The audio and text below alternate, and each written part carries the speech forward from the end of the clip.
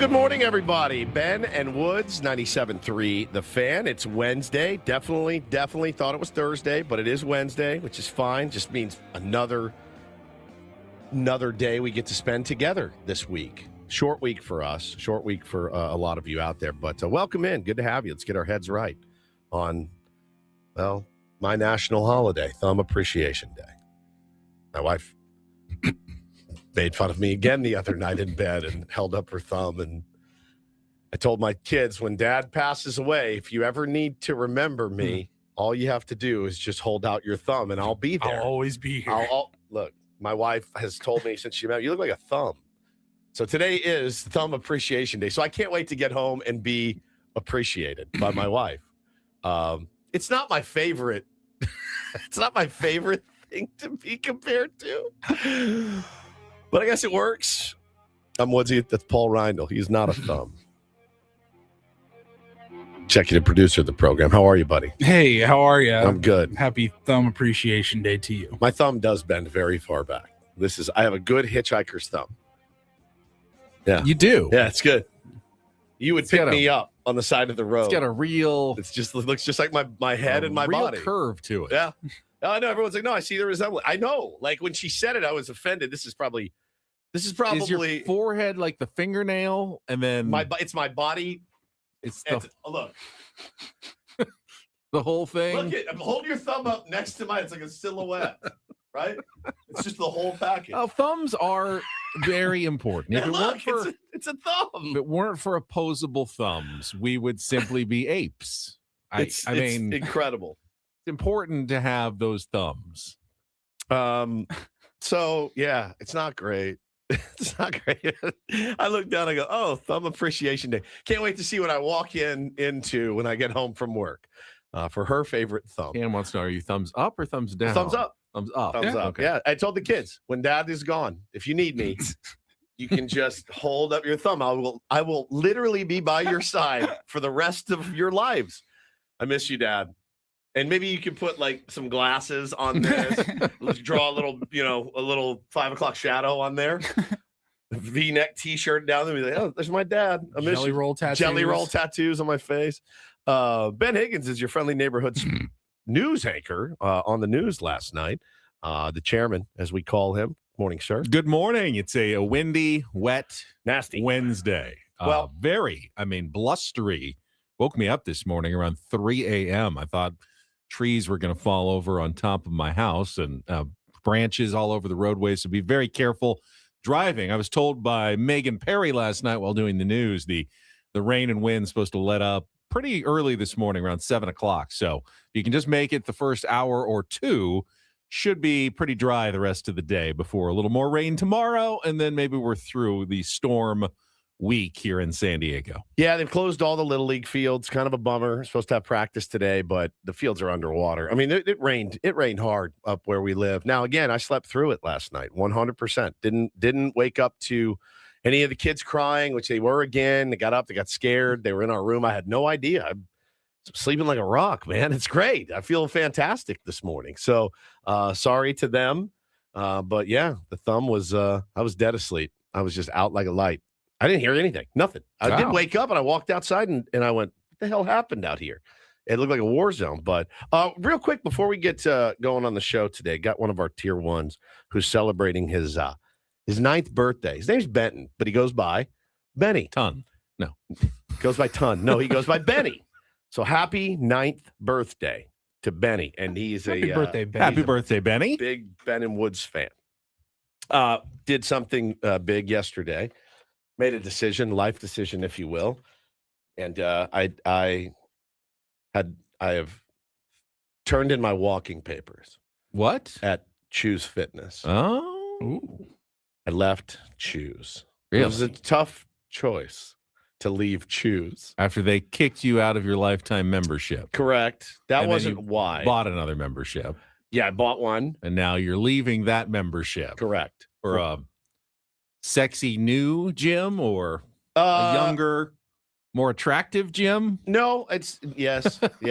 A gym with more amenities. Okay. Way more amenities. Now it is usually that means more expensive.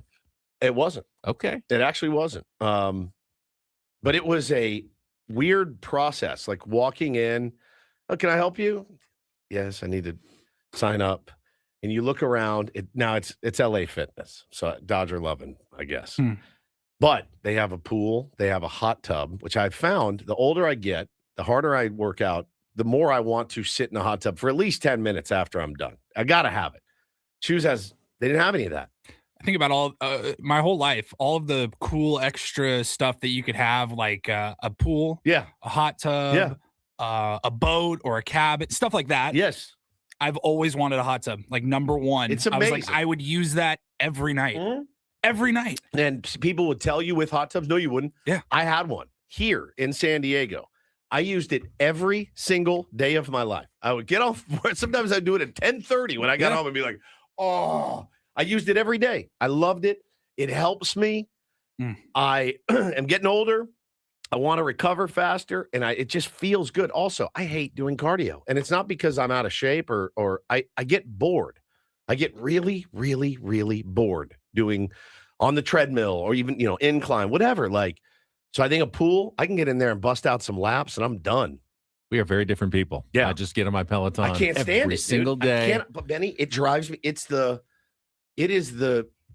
boredom of it. Oh, once you listen to a podcast, it makes me twice as bored on a treadmill or something. Got to get my cardio in. Swimming is a great way to do it. So I can do that there, but it was nervous. And then he's like, I sometimes can just raw dog the Peloton where I have nothing but on the thing, nothing but the clock ticking, and watch that clock the entire time. Oh my gosh. They said Charles Manson used to do the same thing on death row. They gave him an exercise bike and he didn't need music or anything. He just looked at the clock.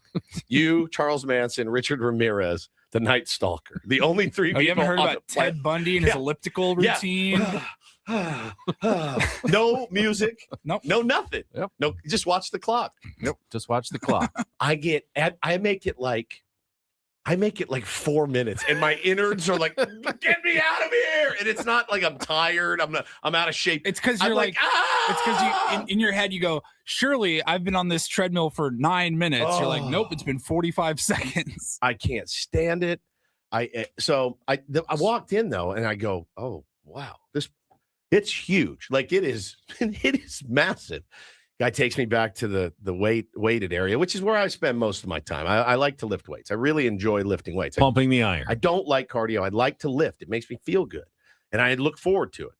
Man, I walk back there and I go, ooh, we're not at Choose Fitness anymore. It was meatheady, dude. And there's me. And I'm like, all right, I'm just going in. I'm just going to go in. I'm going to focus on my game here.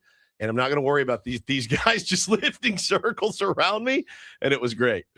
Tell me about the haggling process to get the best deal possible for a new customer. Like how many months free did you negotiate? None, 0. I next month the one time annual fee is going to pop up. It's no big deal. It's just one time. Yeah. $69. They need your business more than you need them. They should be competing for your services. You didn't hold out for anything? Dude. I didn't have it in me. I really didn't have it in me to go in there and haggle. Okay, sounds good. Sounds good. Here's my debit card. You're paying full price for your new gym. Yeah, but it's still cheaper monthly than Shoes is with more amenities. Now, it's going to take me a minute. I got to catch up. I got to pay off my shoes. And then there's a couple month lag here where it's not going to be great. But after that's over, I'm actually paying less. Just got to get it out of the way. You didn't do the old, I don't want to start the new membership until my old one. No. I needed to work lapses. Out. And mine is still there. But if I'm moving on, I want to move on. I'm gonna go in together. But it is it was a little scary, man, back there. Headbanging dude. LA Fitness is 90% high school students. Well, not when I go at 11 because they're in school. Thank God. It was just meatheads in there, like tank tops, and me going, oh my God. All right.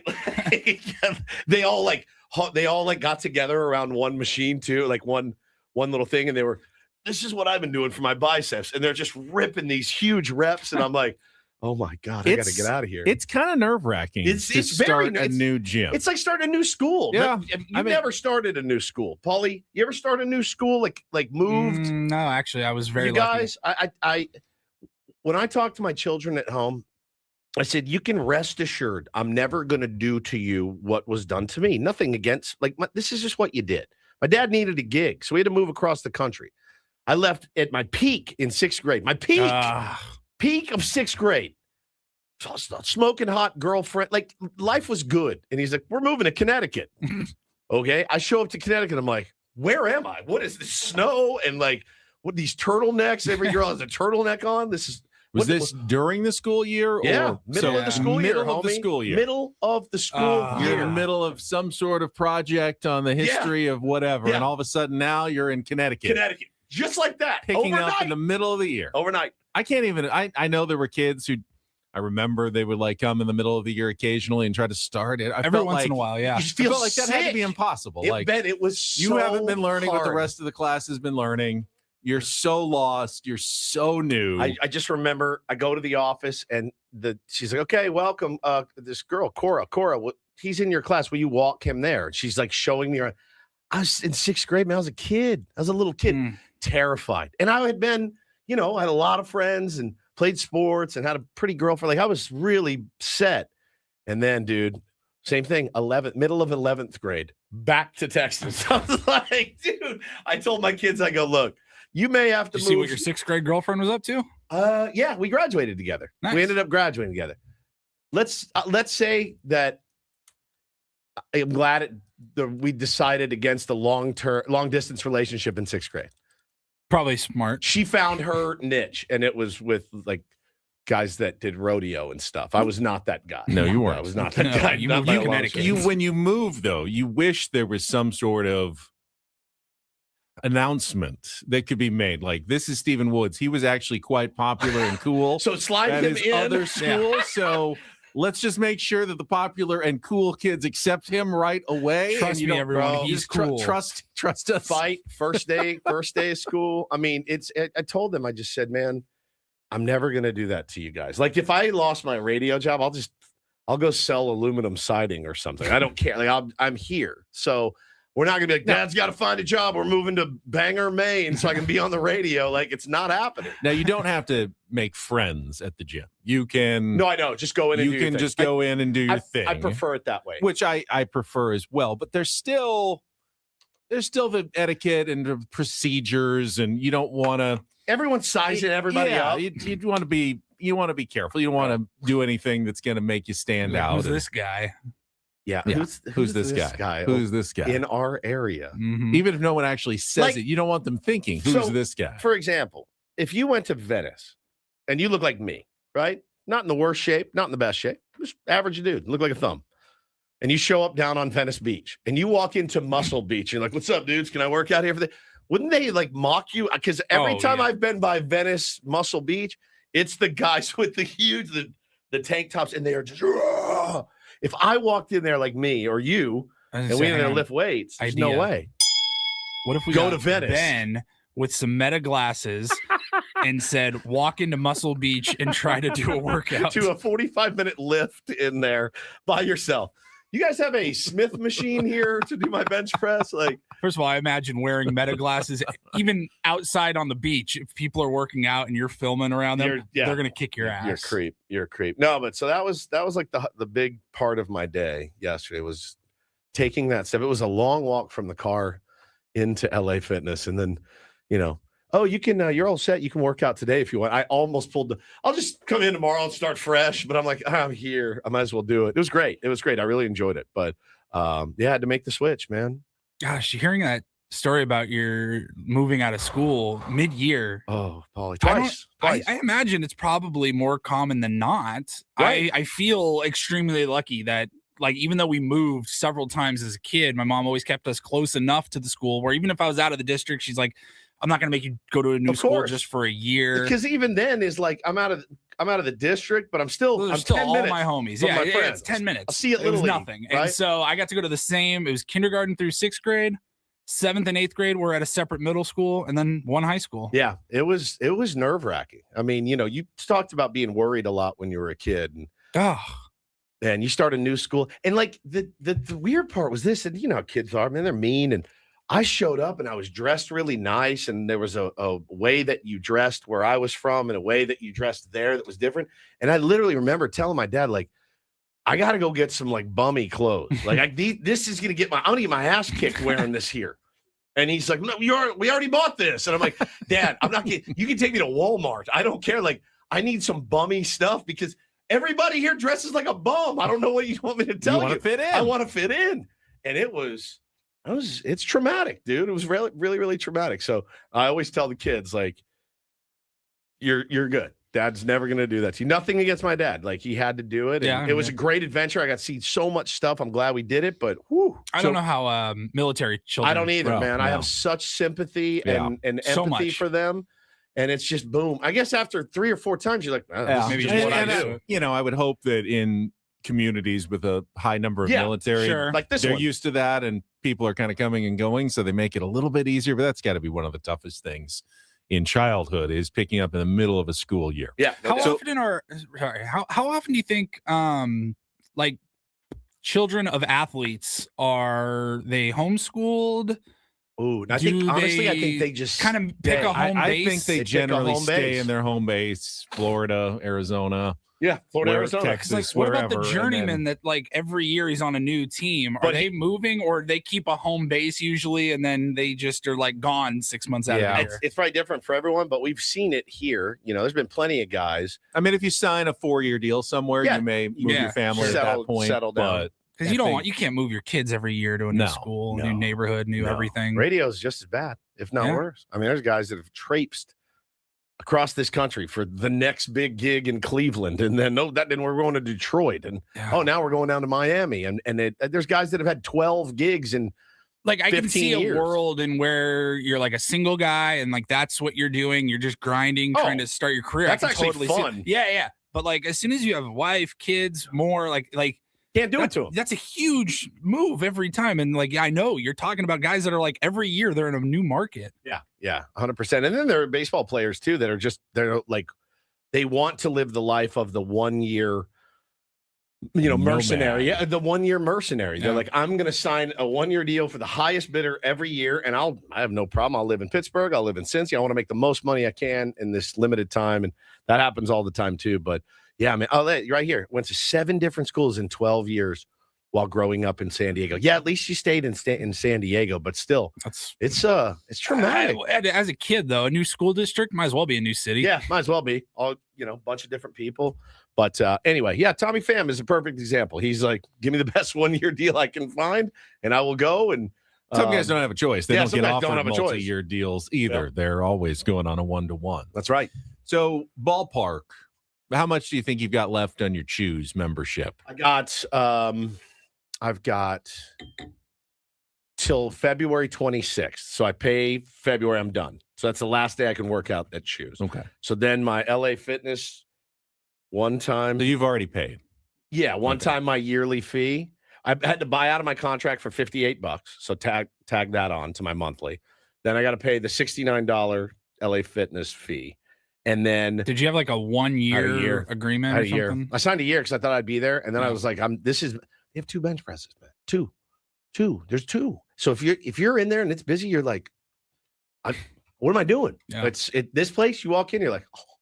He's like, we have 14 bench presses. We've got this. I'm like, this is heaven. I can get in, get it done. Well, since Morrissey didn't work out, consider it taken care of. By who? Yeah, me. How? Your Choose Fitness. I'll Old money Venmo bags you. over Yeah, look Take- at you. Take it off the my tab bill. for the All right. for the Morrissey. You don't have to worry about double paying at the gym. Okay, perfect. 'Cause Your So good what are pal we down Ben. now? To We're like down to Your like, good pal Ben I is think going to he's take care of that 312. that No, $58 gym exit fee. all right. That's part of your Christmas present now. Yeah, I think he's down because he got the wings. Yeah. I thought he was down to like 375. He was down to 375. So So now call 50. it 325. Okay. All right, perfect. All right, just 325 more to work off the rest of the year. Ben's I like, love I'll it. get your groceries tomorrow. I'll fill your gas he next fills week. my tank up. Don't you feel nice though, knowing I'm not paying for 2 gyms at the same time? Yeah, I My good pal Ben is taking care of that Yeah, for thank me. you, Ben. You're I welcome. appreciate it. Thank you for caring so much about my health. It's great. Thank you. You ready to get going here? I'm ready. I've been ready. How much did that hurt to pay that $50? No, good. I'm just, I just want to get back to zero. He wants to whittle it down. I don't want to have it hanging over my head the entire year.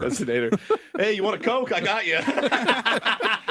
He's gonna be like, you know what? Why don't you just pay me the lump sum? No. We'll work this off. He's gonna be like, hey, I bought you a pizza. You're like, I'm not hungry. I'm like, too bad. I bought it. Merry Christmas. So good. So good. I am, and I think you are, confused by something about the coverage of our San Diego Padres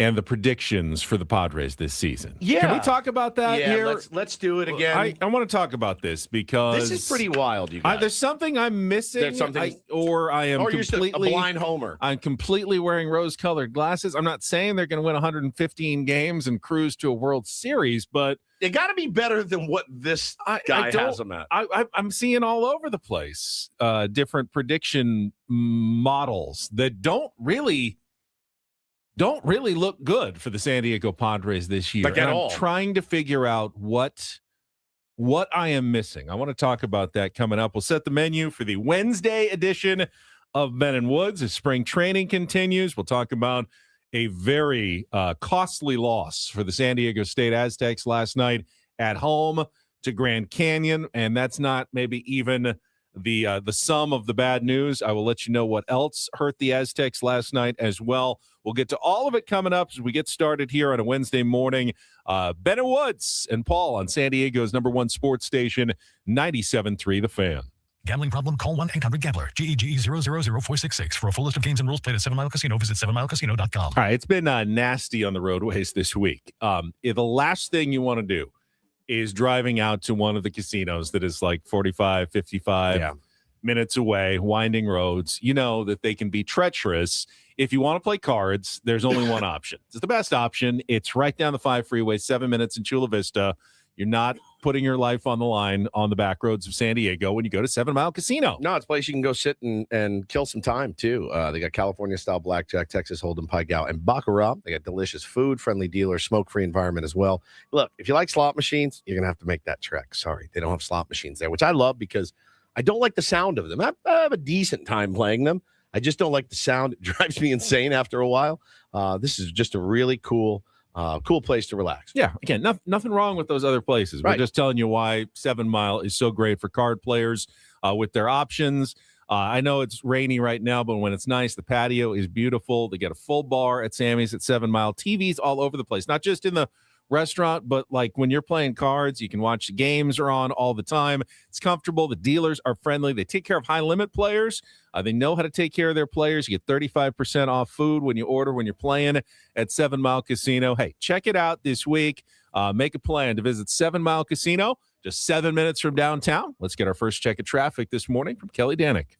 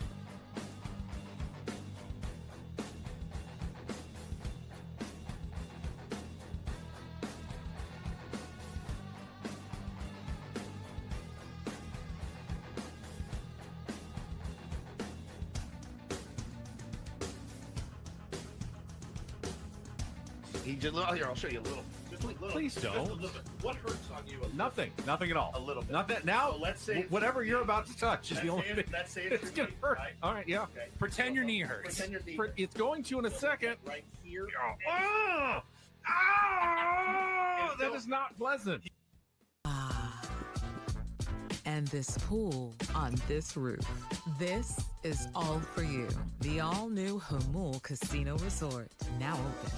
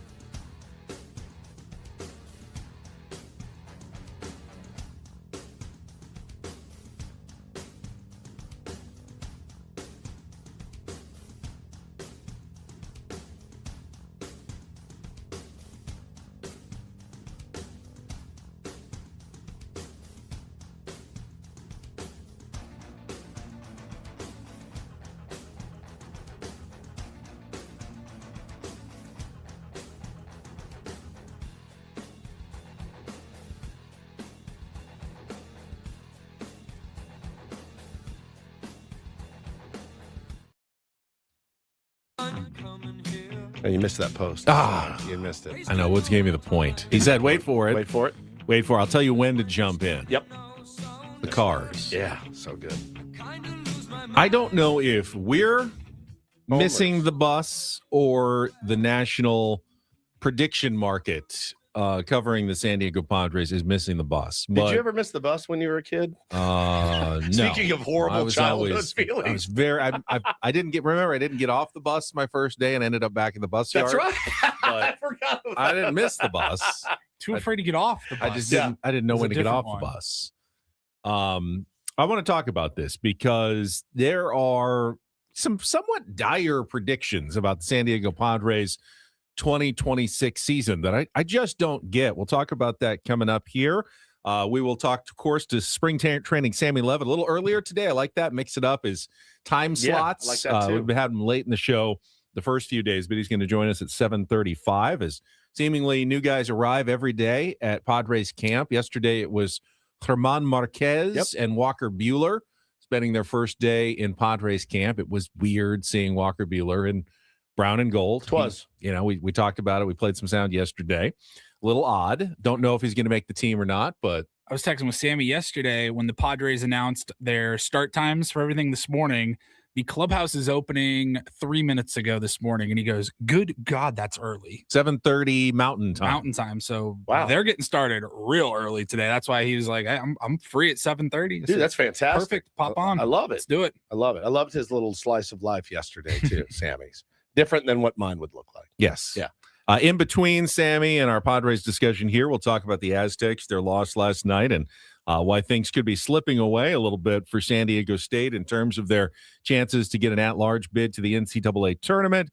We'll have our regular features like Don't Do This, Take on Woods, biggest fan, and our Reindl Report. And finally, we've wanted to talk about it for a couple of days, the new manager of the San Francisco Giants. Fascinating. What's going on in that guy's head? It's fascinating, man.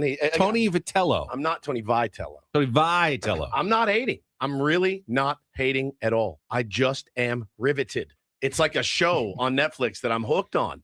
And I know they're a division rival, but I'm like, I can't get enough of it. I'm out here reading Andrew Baggerly pieces and Dieter Kurtenbach yesterday. I'm like, I can't get enough of this. I'm riveted by it. It's how I imagine a lot of other fan bases, especially in division, Yes. maybe thought about us with Jace Tingler. 100%. They're like, who the hell is this guy? I am fascinated by what the hell they're trying to do. I saw two dudes on a podcast yesterday, never seen them before, not a Padres podcast, but they're like, their whole topic that day was, is there anybody more fascinating in baseball than AJ Preller? Is there any team more exciting every single year than AJ Preller, what he does for the San Diego Padres? These are completely, this isn't Padres hot tub or anything like that. This is a completely different, just a couple of dudes in their basement doing a bit. And I'm going, yeah, I think people feel the same way about the Padres. We are an endlessly fascinating team. But when you see something else, a beacon from another team, you go, what's going on up there? The Dodgers are boring at this point. I mean, I saw a Dodger fan yesterday go, oh, I forgot we had Kyle Tucker.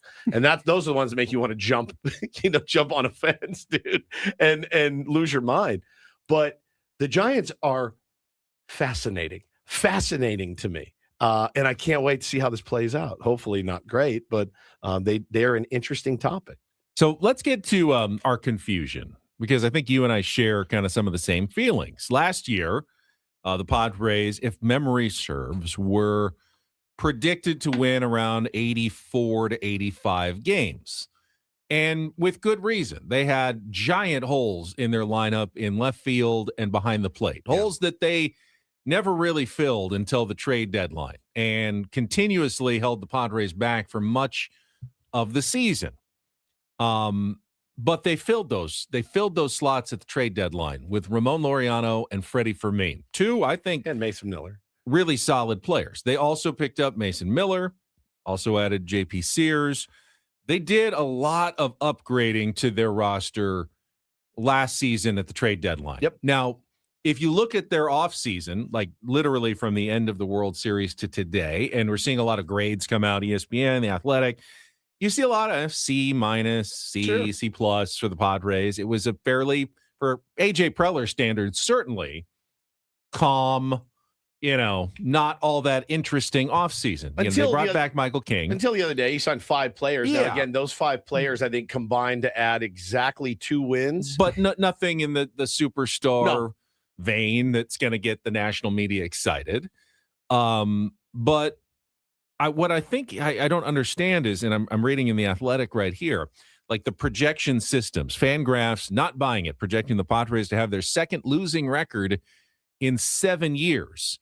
They Pacoda slightly more bullish, but not by much. So the statistical projection saying the Padres are an 80-win team, an 81-win team, worse than they were at the start of last season. Yeah, considerably. Are the 10 Padres games worse? Are I've the got Padres 79 and 83 on Fangraphs right now? Are the Padres Wow. a worse team at the start of this season than they were at the start of last season? No. I don't see it either. Yes, Dylan Cease and Luis Arraez are gone. Neither had good seasons last year. You're losing 2 players who potentially could have good years this year. I'm not dismissing the possibility that they're good players, but you didn't lose a ton from either of those guys from the team that won 90 games. Right. Neither of them contributed all that much toward those 90 wins. They had really rough seasons for those guys. Now, you haven't totally replaced them, but you've added Miguel Andujar. You've added Nick Castellanos. I mean, there's a chance that you've replaced some of that offense. Again, Ramon Laureano is now your everyday left fielder. Yeah, he's here. You have Freddie Fermin behind the plate. That's much better than they were at this point last season. You have the best, if not, the second or third best, your top 3 bullpen in baseball, period, the end. Games don't have to go, relying on Pivetta, King, Musgrove, Vasquez, and whoever else. to go 6 innings to give you a chance. It just doesn't have to be that way. Chris in the chat says, well, it's all projected regression for the big boys. But none of the big boys had really good seasons last year. So maybe they're saying they're going to continue to not have good seasons. I don't know. I mean, somebody bounces back, right? I think Jackson Merrill has a much better season this year. I hope so. Yeah. I think Fernando Tatis Jr. easily could have a better season. I don't know if Manny Machado's going to have a better season or just kind of put up the same numbers that he always does. Xander Bogaerts had a decent second half, but you certainly aren't. I mean, you're certainly not going, wow, if Xander doesn't hit 40 home runs, this team is cooked. You're not expecting that much from him. The hot start last year was, again, saved everything. It saved your entire season. You banked those wins like early. 14-3 or something. Yeah, I mean, it was pretty crazy. And again, like those games count. Those games count. Is there a better case study in, like, you know, because I'm a big they'll figure it out guy. 2023 kind of ruined me for that. Right. Last year, without that hot start, yeah, man, I don't think we make the playoffs. I mean, they kind of milked that for they were 17-3 or something insane. I mean, you had the hot start. You swept a Diamondbacks team that didn't show up at the end of the year to get to your 90. But yeah, I mean, without that, what are we talking about? So Alberto says, well, the division is better. Okay, maybe.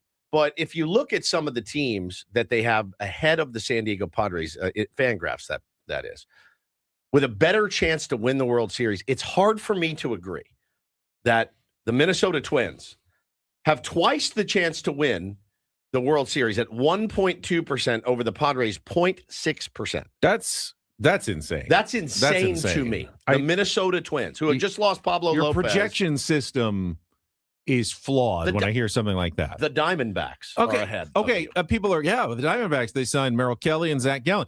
Those are guys they already had at the start of last year, just like Michael King. I mean, Nolan Arenado, they lost. From the start of last season, they lost Josh Naylor. They lost Eugenio Suarez. How do you project the Diamondbacks having gotten so much better? I don't see it. They maybe tread water. Maybe they don't. Is there not regression for their older players as well? Why is it only the Padres who take that hit? I don't get where the projection systems are coming on some of these teams. The A's higher. Yeah. The Rays higher. So again, higher. Pirates are significantly higher. Pirates significantly higher. I can see not being in a division with the Dodgers, not being in a league with the Dodgers can maybe help you mathematically, but that doesn't explain why the Diamondbacks are projected to have a better chance than the Padres. People really believing in the Giants this year. I mean, really believing. They've got them at 1.3%. So again, but you look to the very top, the number is staggering. Imagine going into the season on a team with a 27.3% chance to win the World Series. 27.3. The next closest, the hot Atlanta Braves at 9.5%. Mariners at 8.3. Then the Mets, not buying. Yankees 5.8. Tigers 5.5. Phillies 4.8. Blue Jays 4.3. Kind of some of the usual suspects up there. Pod's really down the list, which again, look, it's such a long season. You're not going to look at this if you're Jackson, Maryland, and be like, I'll show you guys. Like, it's a long year. We'll see how it plays out, see who stays healthy. Health is a huge factor in all of this, but I was a little surprised that the data, this isn't emotions. This isn't Bob Nightingale's list or Jim Bowden's list. I don't think anyone has it out for the San Diego Padres. I don't think so. How can you have it out for somebody when you plug in the numbers and you use your system and it spits this out? My guess is, like, I'm looking at this going, they're going to be better than the Diamondbacks, in my opinion. I've seen multiple people say already today that they say rookie manager is the reason for the low projections. So Tony Vitello is a rookie manager. He's never even played in the big leagues. Never rode a bus in his life. He's going to have a better year with arguably worse players. I mean, who did the Giants? Harrison Bader, a couple of back end of the rotation pitchers. Bro, their rotation, they added Adrian Hauser and Tyler Mahle. Right. I mean, okay, like serviceable guys for sure, but they didn't go out and shock the world. Or sure, Griffin Canning's not going to have as good of a season as one of those guys. Right. I just don't. It's tough. I don't see necessarily. And again, we are talking about fractions of a fraction in terms of 81 versus 82 versus 79 versus 80 wins. But it sure doesn't feel like going from Schilt to new manager, first-time manager Stammen is worth 11 losses or, 11 less wins. Exactly. That seems a little much. Especially when you have Ruben as your assistant manager and you have, all the guys, you bring most of your guys back. Yeah. New hitting philosophy. I don't know. Call me a homer, call me whatever you want. I looked at this, I go, what? Why are we being down there lumped with teams like the Reds, the Guardians, who did nothing? The Cardinals, the Marlins, the Angels, the White Sox, the Nationals, and Rockies. Padres right down there. I can see them taking the Rays and the A's have a better chance of winning. Like I can see a world in which they win less than 90 games, like win fewer games this year than they did last season. I can see a world in which that happens. But yeah, the some of the other teams with better chances, that's confusing. They've got them finishing 4th in the division right now. Maybe they did bake in Mike Schilt's 90 wins. He's never lost below 90 or never won fewer than 90 games any year that he's managed, maybe.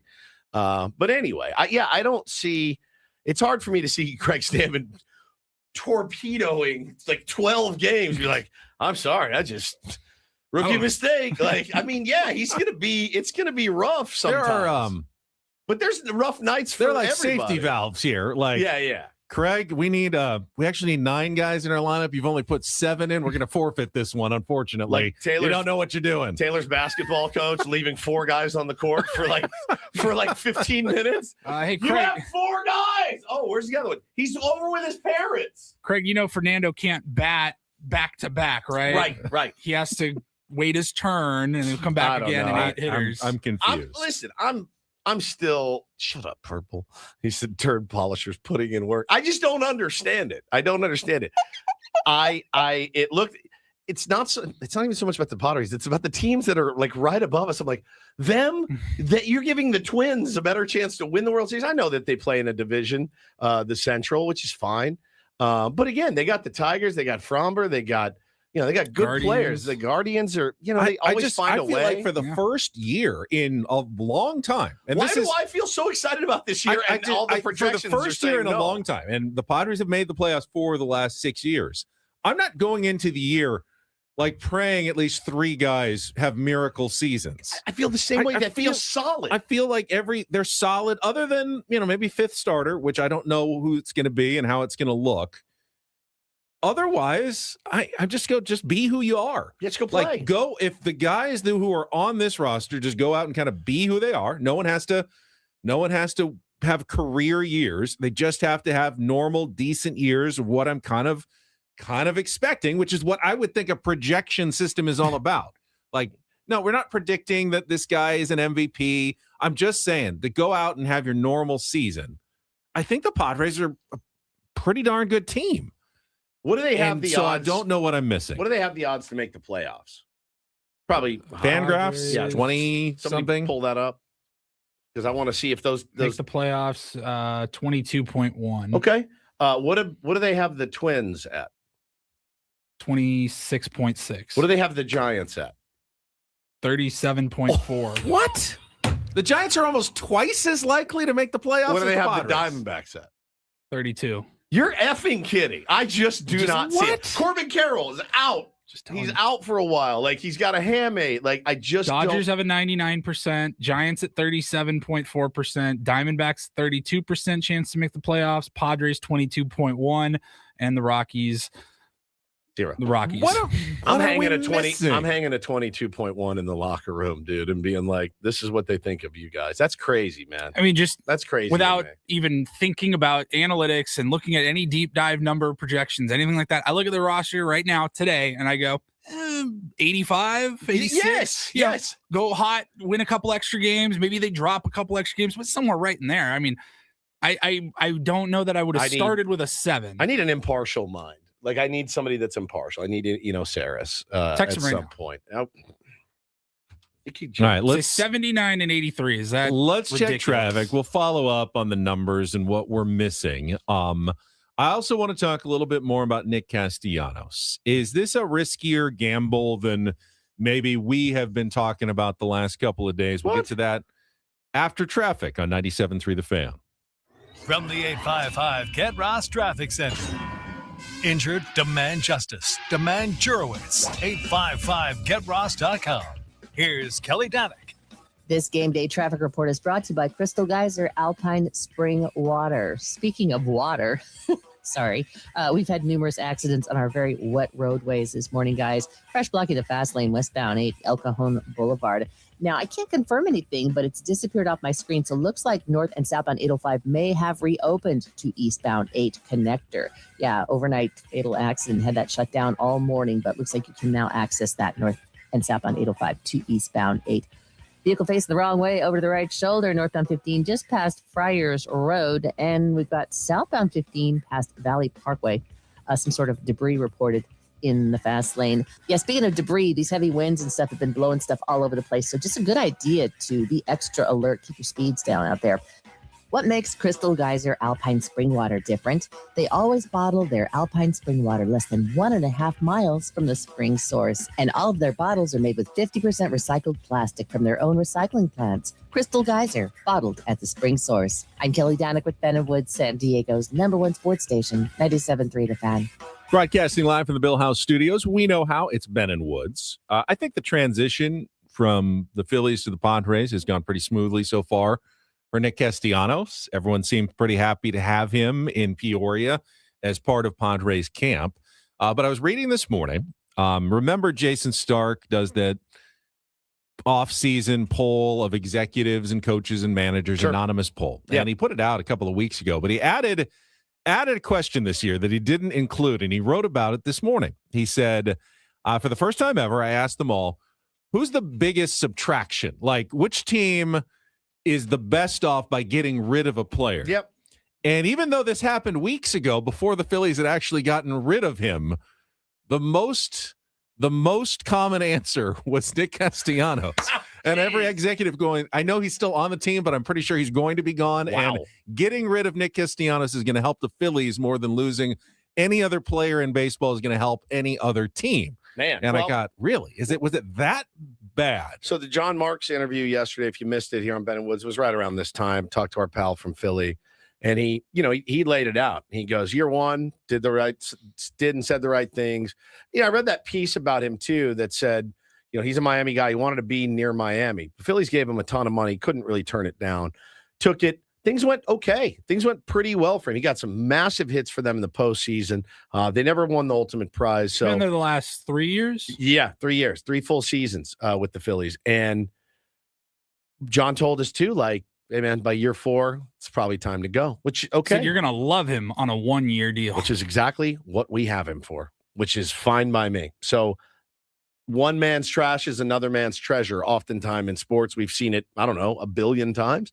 Guy gets a fresh start, has a chip on his shoulder, wants to play hard, try to win a World Series. Great. I hope it works out. If it doesn't, it costs us $780,000, which is a literal drop in the bucket for a baseball team in 2026. So, Ben, If it doesn't work out, how much damage does he do? how much? What kind of damage? Because I don't know. That's what I'm curious about as well. What risks am I maybe missing here that cause a bunch of executives to just pile on these guys are dirt on Nick Castellanos as he's walking out the door in Philly? Well, it's the old school. The executives going, you can't talk to a manager that way, right? You can't challenge a manager. I saw a guy from Philly yesterday. He did an interesting little piece. I meant to send it to you guys on Instagram. He's like, I want to talk about the real problem. He goes, the real problem, and I'm just repeating what I heard. The real problem was Rob Thompson. He goes, Nick Castellanos played 256 games in a row. Okay. Guy does not come out of games. Never has pulled him ever for defensive purposes. He's in Miami. He's got 1 million family and friends in the stands. He had a grand slam the night before. It's in the 8th inning, 3-1 lead against the last place Marlins. And all of a sudden, Rob Thompson's like, we're pulling you. Nick was upset. He's playing in front of his friends and family. He got pulled, did a grand slam the night before, had to knock that game. There was really no reason. Put in Max Kepler. Max Kepler made a decent play. But a run scored, ended up tying the game because Max Kepler was a lefty. Like he had all this breakdown. He goes, this is on Rob Thompson. Like Rob didn't need to do it. But was it communicated to Nick Castellanos beforehand? No. Like, hey, the guy had never, he hadn't gotten pulled out of games. See, that's the biggest thing for a manager. And something that I think Craig Stammen's going to be really good at is that communication. You have to tell a guy beforehand, don't pull the rug out from under him. It's absolutely the manager's discretion to take a guy out of the game. But if you have a guy like Nick Castellanos who's not used to it and you didn't say anything and all of a sudden you blindsided him with it, right? That's on the manager. It's on the manager. That is on. Now, can Nick Castellanos react better to that? 100%. Privately in the office, have a discussion with his manager later? Yes. And he didn't handle it the way he should have handled it. Bavak Mafina says one man's trash is almost always just trash. It's just not the case in baseball. It's just not. Max Muncy. Think about all the relievers that A.J. Preller has rescued from the depths of hell to bring here that were dominant. Guys that he plucked out of garbage piles. It's the case in baseball. That's what we're hoping for on a 1 year with Nick Castellanos. By the way, the Padres aren't the only team in town with Doomers. Aztecs Doomers out in force after last night's loss. Oh, he's right here. We will talk about that coming up next. Hour number 2 of Benno Woods next on 97.3 The Fan.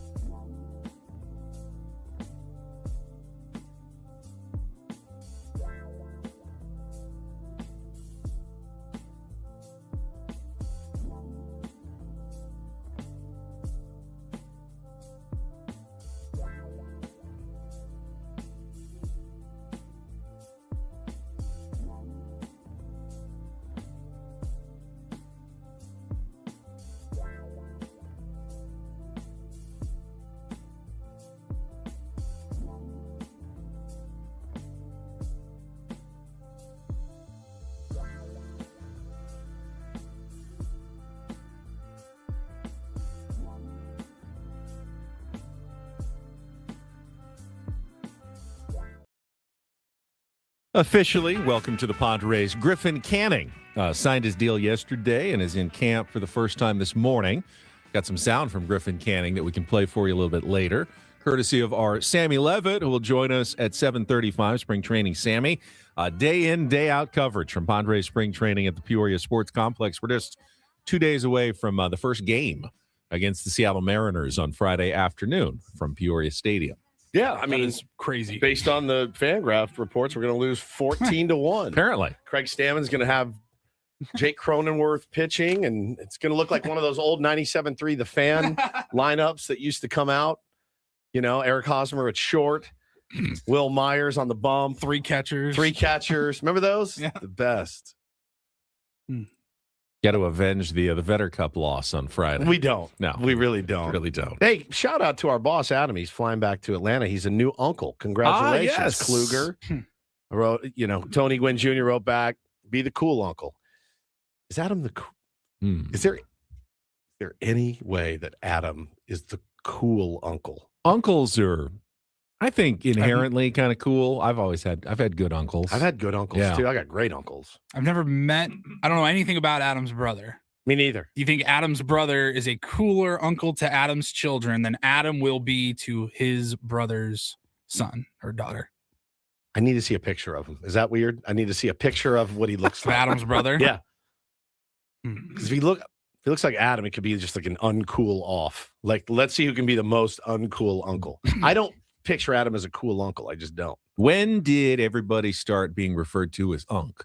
I don't know. I know but I like it. I know it in the Bear. They said it a lot. Mhm. Unc. Yeah, Unc. it's been around for a while. Been around. But yeah, it's a little newer to me that everyone's being called Unc. It's all right. Adam's the congratulations to your family. He's a new uncle. That's all right.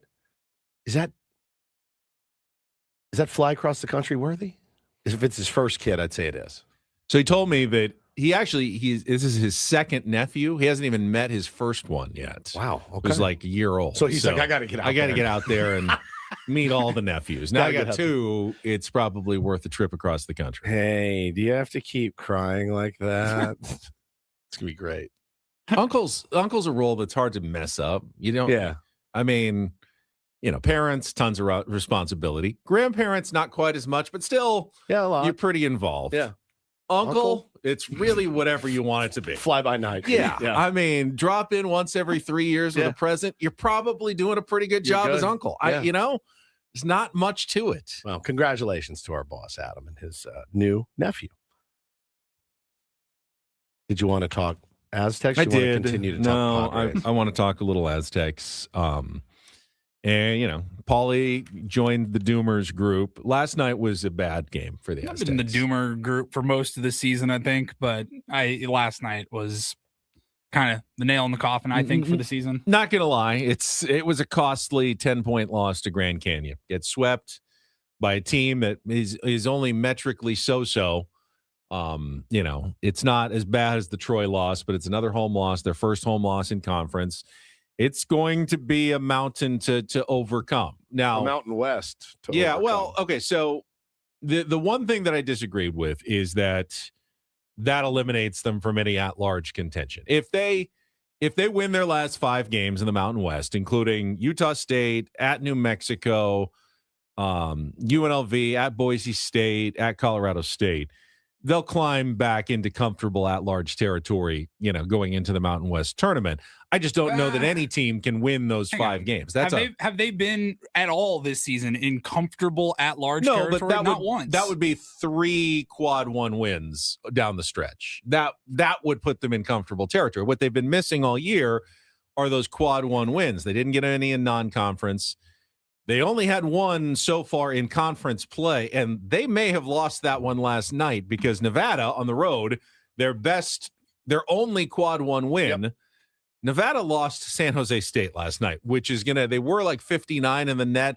That is going to go torpedoing down, which could turn the lone quad 1 win the Aztecs have into a quad 2 win, unfortunately, which means their resume is starting to get very thin. So they have to win these games coming forward to have a chance. If they do, then I think they can get back into it. I just don't know that any team in the Mountain West with the travel and everything, is going to be able to sweep 5 games like that and win the conference, which makes it, this was one you had to have so you could drop the game at New Mexico. Yeah, favored by. You could lose at Boise State in a close one and it not be a devastating loss. But now you've given yourself pretty much no margin for error the rest of the season, or you have to win the Mountain West tournament, obviously, in Las Vegas. I think they were already at that point heading into last night. I think they're already at, you pretty much have to win out. Well, we said like 3 games ago, they probably need to go 7-1. All right, now they're 2-1 and they've got 5 left or whatever. So they have the loss. That we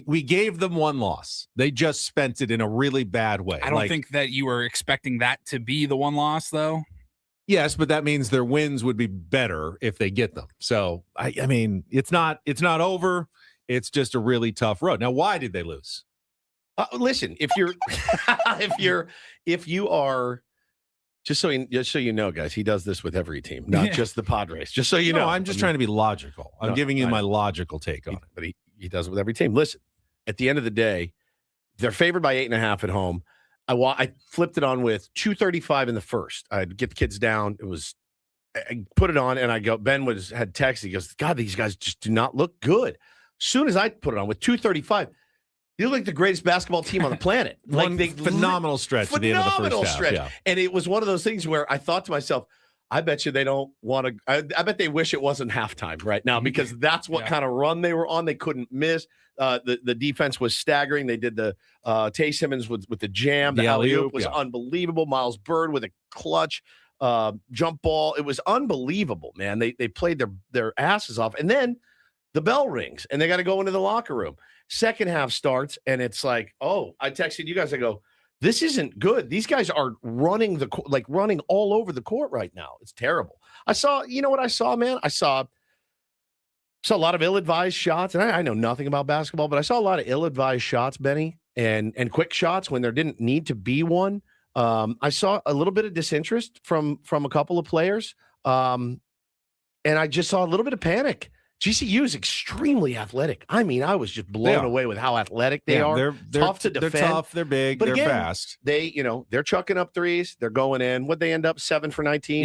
Yeah. They started at 500. They were like 4 for 8 in the first half. But I actually shut it off with about 5 minutes left. I go, this is out of hand. This is ugly. So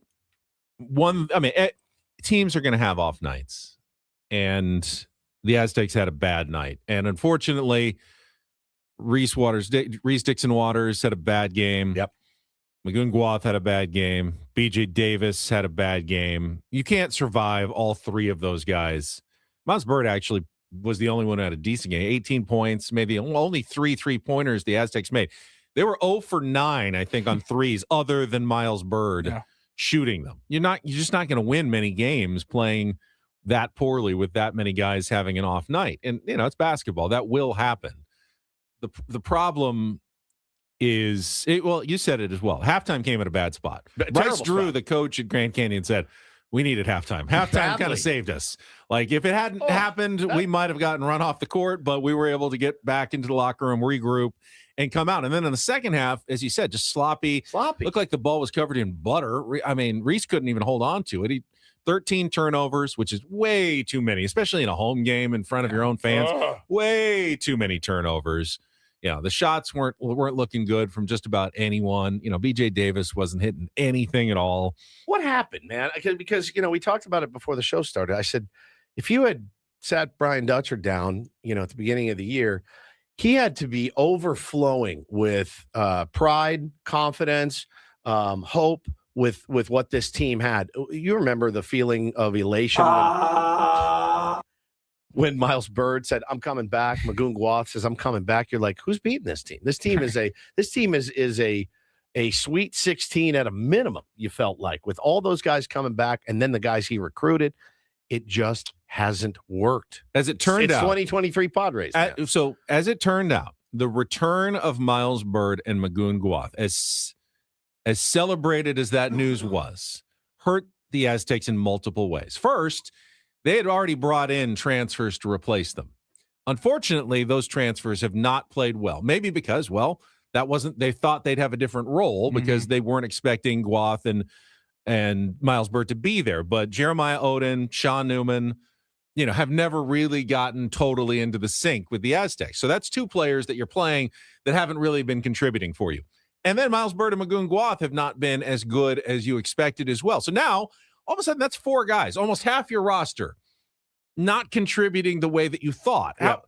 Any basketball team's going to have a down season when half of your roster is not doing what you expected them to be doing. Reese Dixon Waters has played better in the second half of the season. He had 14 straight double-digit games. That ended last night. Worst time. If Waters has a decent game, they may pull out a close win. But he had a bad game on a bad night when the Aztecs needed him to have a good game.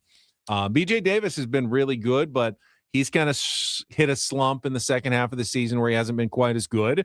And it all came together last night and probably, I don't know, it was as bad as the Troy, but close to their worst performance of the season. Yeah, it was a tough one. It was a tough one. So it feels cooked right now, unless, and Miles Burt talked about, listen, we know we've got the tournament. We can still win the tournament. So it's a tall road, a long road ahead. It's the get out of jail free card in college basketball. Yep. No other sport that, maybe soccer leagues might have it, but it's not really typical to have that option where you're like, hey, this season has not gone the way we wanted, but we pull it together for a weekend. If we can just have the 3 best days of the season, 3 straight days in March, we're fine. Can you imagine the Padres mathematically eliminated in mid-August and going, hey, if we just win the NL West division at the end of September, though, we can get into the playoffs. The NL West tournament. The NL West tournament on a weekend, we can still get in. Yeah, it's kind of cool. So, if you're looking for hope and you're an Aztecs fan, I would say this. If you can get LZ Harrington back healthy, if Guath can get in any sort of rhythm, like we saw 2 games ago, not last night, and you can go on a run in the Mountain West tournament. I remember we saw Connecticut. They weren't going to be in the tournament a few years ago. They won 5 games in 5 days in the Big East tournament and then 6 straight to win a national title. Crazy. San Jose State's not winning the national title, but they have enough talent that if everyone was coming together and playing well at the end of the season, they could win the Mountain West tournament and probably win a couple of games in the NCAA tournament as well. Teams would be afraid of them if they were rolling and Reese was putting up 24, 25 points. Magoon Guath was blocking everything that comes his way. Is that likely to happen? Locked in. Right now, I would say that's very unlikely to happen, but they still have the talent to be able to do that and the time to be able to turn things around and come together at the end of the season. What they can't do now is get anything more than, win them all, and maybe you sneak in as a 10 or an 11 seed. If you don't win the Mountain West tournament, it's not going to be an easy road. It's not going to be what we thought it was going to be, maybe a single-digit seed at the beginning of the season, a team that could challenge for the Sweet 16 or the Elite 8. That's not going to happen anymore, and that's unfortunate. Yeah, it's a bummer of a season for Brian Dutcher. It is. Ray says in the chat here a couple minutes ago, I think you're just describing a mid team, and it's very possible. I can't totally disagree with that. I think I told you guys this morning, I said they are a team that at times can play good, but they're not a good team. Yeah. I mean, it's fair. We've seen it here. And I can't explain it. We've seen it in San Diego plenty. We've seen it plenty. All the pieces. Yes, occasionally we've seen glimpses where everybody's firing, everything looks good. Yeah, their last game. That last 2-minute 35 was some of the best most inspired basketball I've seen. But they don't years. play it anywhere near consistent enough to call them a good team. Now, I will say, I heard Dutch talking after the game. Calm, collected, took responsibility, said, hey, I need to do a better job, getting our offense in the right place. Coaches need to take responsibility. Said, we will move on from this. It's time to think ahead to the next game. Other college coaches are not handling their seasons as well. We had one yesterday, and don't do this, from Kansas State. Today, we have another college basketball coach that's going to be in the don't do this crosshairs in our next segment. It's a double don't do this. I mean, really, he screwed up in game and screwed up post game. It's incredible audio. I don't know if we're going to get to it in the next segment, but Tony Clark. I think we can get to a little update on the Tony Clark situation as well. My God, what an update. That is all coming up next. Ben and Woods continuing here after a check of traffic on San Diego's #1 sports station, 97.3 The Fan. First, though, let me tell you about my new investment advisors at Trajan Wealth. We spent a lot of time talking about preparation in sports, game plans, adjustments, knowing what could go wrong. But a lot of people head into retirement without anything close to that kind of plan. Between inflation, rising healthcare costs, market volatility, and just the cost of living here in San Diego, it's no surprise retirement is stressful. That's why Trajan Wealth exists. TRAJANwealth.com. Trajan Wealth works with people who want clarity instead of guesswork. Their fiduciary advisors help build personalized retirement and investment strategies based on your goals and your comfort level, because one size never fits all. They're local too, offices in San Diego, Carlsbad, and Del Mar, so they understand what it really costs to live here and retire here. If you've ever thought about getting a second opinion, or for me, really a first opinion on your finances, it's an easy place to start. You can learn more at TRAJANwealth.com or just pick up the phone and call 619-367-0207. That's 619-367-0207. When you're ready, everything starts at TRAJANwealth.com. Trajan Wealth. Plan smarter, dream bigger. Advisory services through Trajan Wealth LLC, SEC registered investment advisor. Client paid advertisement. Additional disclosures at TrajanWealth.com.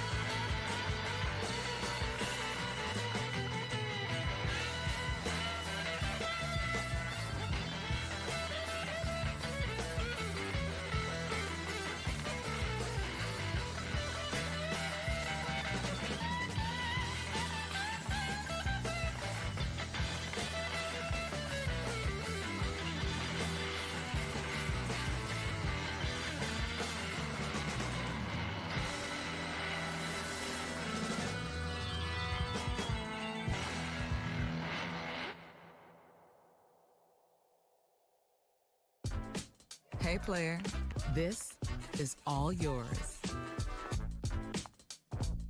This room with this view, this pool on this roof. This is all for you. The all-new Hamul Casino Resort, now open.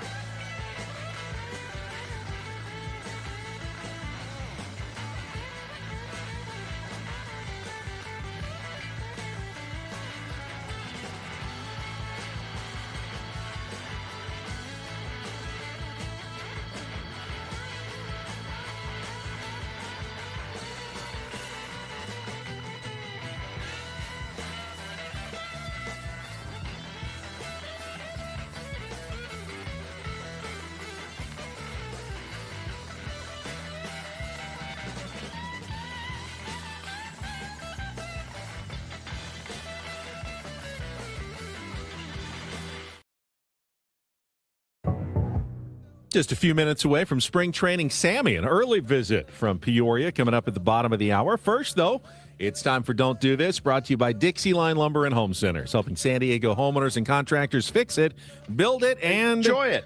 And kind of enjoy the audio from this story. You will. You will. But double Don't Do This for UCLA head basketball coach Mick Cronin.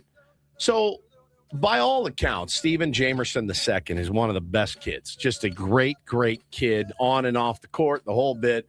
Well, they're getting blown out by Michigan State. Carson Cooper goes up on a dunk attempt. Stephen Jamerson II for UCLA goes up to try to block the shot, ends up being a flagrant foul. And Mick Cronin ejects his own player. Now, normally, the referee will say that, that's a flagrant 2, you're out. Right.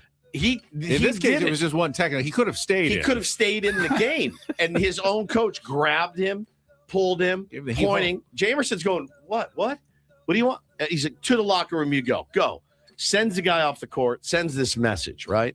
So, all right, coaches do weird stuff. We know that. It's coaching the young man. I guess that can be explained away. And then the post-game audio happens. And somebody said, he's talking like a man that knows he'd be owed $22.5 million if he got fired. So taking that into account, listen to so this. they're playing in a hostile environment. Yeah, Michigan State. Yep. The Izzone is their student section for Tom Izzo. Could it have gotten in the heads of the players? I think this is a reasonable line of questioning, but Mick Cronin did not. Yeah, Bob Chesney asks Mick Cronin a question. What was your thought in the student section chanting Booker's name? I could give a rat's ass about the other team's student section. I just meant the overall the way that you I would like to give you a kudos for the worst question I've ever been asked. Oh my God! All right. Did you like You should take it. the preparation of the? Do you really think I care about the other? No, team's I don't. student I don't section? think you care about the other. Are you raising your voice at me? No, I'm. Yeah, you are. Yeah, you are. What? Come Oh on, my dude. God. No reason. Come on. Yes, you are. Everybody's standing here listening to you. Everybody. This is on camera. They can hear you. Gaslight. I answered the question. I could give a rat's ass about the other team's student section. I coach UCLA. I don't care about Michigan State students. I mean, who cares? The preparation. Are you That is raising your voice? That is a man who is going through it. Whoa. It's to watch the video too. He looks like he plays the. I tough, thought he was messing tough with him guy. at first. Yeah, And I don't think that he's now. not. I feel like Nick Castellanos is going to do that to Ben next week. I'd like to give you Raising your kudos voice Are you again. raising? for I'd like to give you for kudos. asking the worst question I've ever heard. I've ever heard. Are you raising your voice at me? Are you yelling at me? What in the? Can I hear it again? It's that good. Happily. What was your thought in the student section chanting Booker's name? I could give a rat's ass about the other team's student section. Fine. I just meant the overall the way that you. I would like to give you a kudos for the worst question I've ever been asked. All right. Did you like You should take it. the preparation of the? Do you really think I care about the other? No, team's I don't. student I don't section? think you care about the Are other. you raising your voice at me? Oh my Yeah, God. you are. Yeah, you are. It's unreal. Come on, dude. No reason. Come on. Yes, you are. Everybody's standing here listening to you. Everybody. This is on camera. They can hear you. I answered the question. I could give a rat's ass about the other team's student section. I coach UCLA. I don't care about Michigan State students. I mean, who cares? He's on. Can It's I get on my unbelievable. high horse for a second? Sure. I hate that it's always on the reporter to be the professional one in these situations. Right. Coaches can disrespect, talk poorly, Down to talk down at like that. Like, I would have had no problem if that reporter was like, "Hey, what's your effing problem? what's your guy? problem? You got a problem? Hey, like, Shri- it's hey, not I didn't lose that game. Hey, Shrimp, I'm not the one that got blown out there. yeah, I Fucking- hate that. That would be unprofessional, but so was what Mick Cronin did. At some point, just he gets old. By the way, I will So point tired. out his legal name, Michael Walter Cronin, which means Mick Is a is a nickname. Mick name. That's right. That's right. Mick is a Mick name. That was the most gaslighting. I mean, it was just crazy. Are you yelling at me? No, I actually wasn't. Yeah, you were. Everyone heard it. You got Chris, cameras here. Reporters also don't stand up for each other. They don't. in this day and age. Like They don't. Profession is cooked. I couldn't agree more. I know. 100%. I wish everyone else would have been like, dude, calm down. So what you relax, dude? If you don't want to do this, fine. We have a job to do, but if you don't want to do it, don't do it. 100%. Because you're acting like a jerk right now. Yeah, I like that he said, I don't give a rat's ass about it. It's fantastic, dude. Fantastic audio for Don't Do This, Mick. It was the first thing I saw when I woke up this morning. Was that. Same. I was like, and I went, whoa, okay. whoa. I had not heard the audio. I saw him dragging his player off the court and banishing him to the that locker was room. nothing compared to later. Unbelievable. Meanwhile, let's give an update on what was breaking news yesterday morning. The reports that Tony Clark was stepping down as the executive director of the MLB Players Association. Timing couldn't really be worse with, the CBA coming up. And I mean, they've been planning years for these negotiations with the owners. So what exactly happened? We knew that the union had already kind of been was being investigated for potential financial improprieties. Yep. And we thought, well, did it come back to Tony Clark? But in the course of that investigation and the union's internal inquiry, they also found out that Tony Clark was having an inappropriate relationship with his sister-in-law, who was also being employed by the union at the same time. God, dude. All right. Do we know yet? No, the whole internet was wondering. Yeah. The question. Yeah. Is a hot dog a sandwich? Which is worse? Brother's sister or sister's wife? Sister's wife? Brother's wife or Brother's- sister, I could wife's be sister. stopped. Sorry. Reset. 'Cause now I'm confused. Brother's wife or wife's sister. They're Or both wife's your sister-in-law. Correct. I don't think we ever got clarification. Someone knows. Is one worse than the other in your mind? I think so. I think Really? so too. Yeah. Hold on. Brother's wife or wife's sister? I got to go with wife's sister on that. Oh no. No, I think I'm brother's the other wife way. is worse. That's your brother. That's your wife's sister. That's your blood. That's your brother. You've known him But much longer than you've known your wife. neither of them good. But brother's wife. You guys think brother's wife? well, your wife's sister's probably, I don't know, looks like your wife a little bit. It's kind of similar to your wife. And you can sort of kind of see that and explain it away a little bit. I don't know that I would have went with that logic, but go on, please. I don't know. I mean, what's your logic?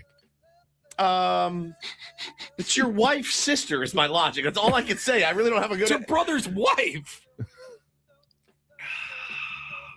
I'm not really saying one's really much better or worse than the other. They're both I saw pretty that awful. movie with Jake Gyllenhaal, Brothers, and it shocked me. Remember, one goes off to war. Oh my gosh! It was jarring. Maybe I will change my vote based on that. It was with brother's sister.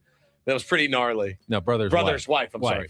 Brother's sister would be your sister. Would be tough. That's fine in Mississippi, but not the rest of the world. But That's either way. they're that both is- awful. that Like, is they're a- both terrible. That is a tough conversation when you have to explain to your wife when you get home. Hey, by the by, I'm out of a job. So you didn't really like me making all that money, right? Or I didn't. No, you didn't think that wasn't that great. Well, here's the thing. There's been a change. I'm no longer working for the PA, and here's why. What's your guess, though? My guess, I'm going to go with my guess is. I know my he has a guess, brother. It was okay.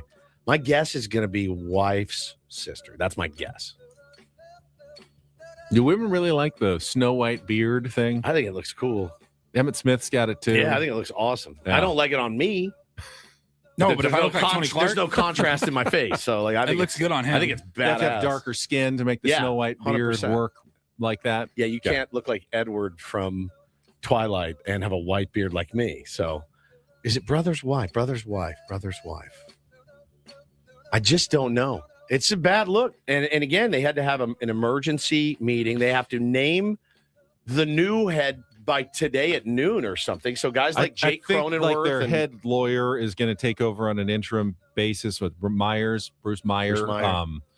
But I saw a lot of takes. One was this is going to mean there's no chance they're going to get a CBA done. There's definitely going to be a work stoppage. That's not true. But I don't know that affects it one way or the other. Or if it does, I don't know if it helps the process, hurts the process. Well, if the guy don't have any idea. If the guy was under investigation anyway, and it sounds like he was, there were some improprieties. You get somebody with a cleaner record or whatever in there, somebody that the owners feel comfortable with as well. Like, I don't know, maybe it's good. Maybe inherently it's a good thing.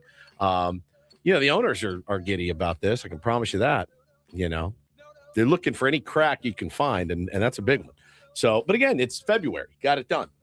Like it's out. It's over now, and you've got 10 months until the CBA expires, and hold a good thought that they can get something on the table and we don't miss baseball games. As Yokel points out, Tony Clark, one of the best high school athletes ever in San Diego County history. Multiple sports, great basketball player. Must be nice. El Cajon, was fantastic. A pretty good major league career. He hit 250 homers, man. Yeah. I looked him up yesterday when this was all going down. It said here he went to Valhalla, then he transferred to Christian High School, where he averaged 43.7 points a game in basketball his senior year. God.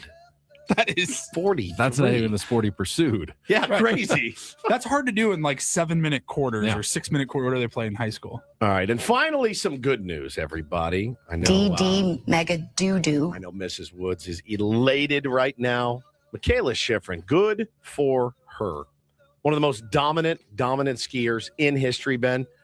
But the lights would get way too bright for her when it was the brightest in the Olympics. She would, before today, 0 for 8 at the Winter Games to win a medal.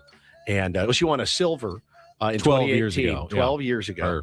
0 for 8 since, including did not finish 3 events 4 years ago.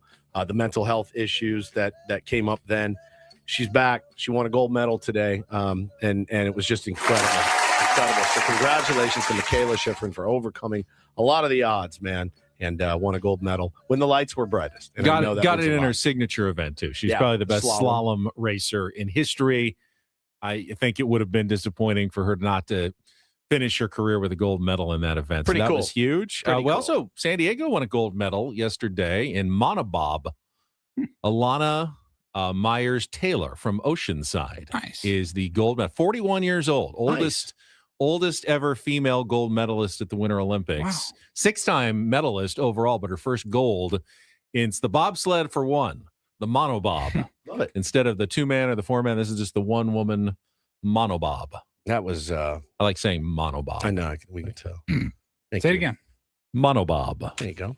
And that is Don't and Do This for a Wednesday.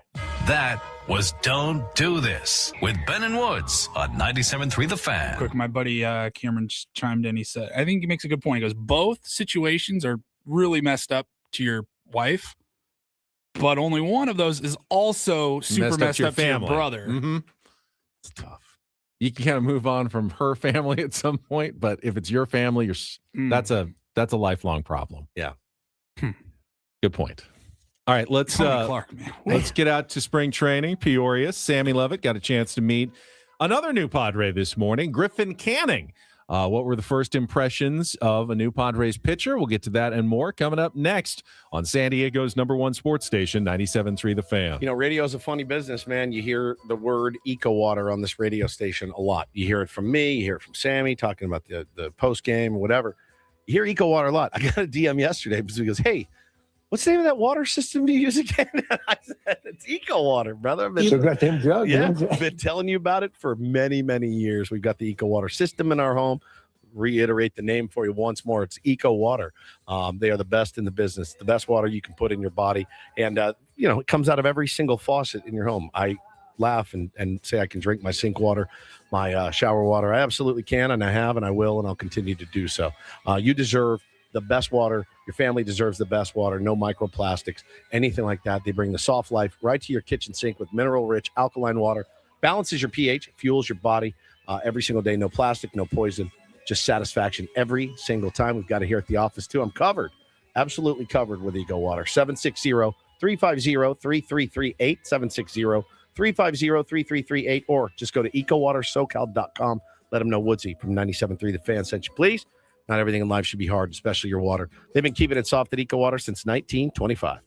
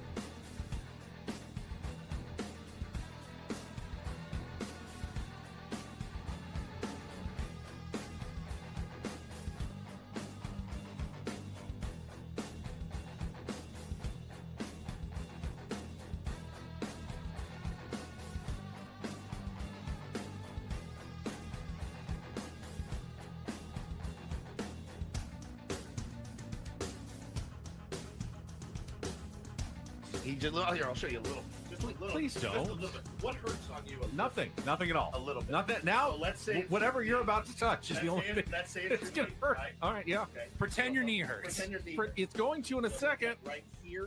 Oh, that is not pleasant.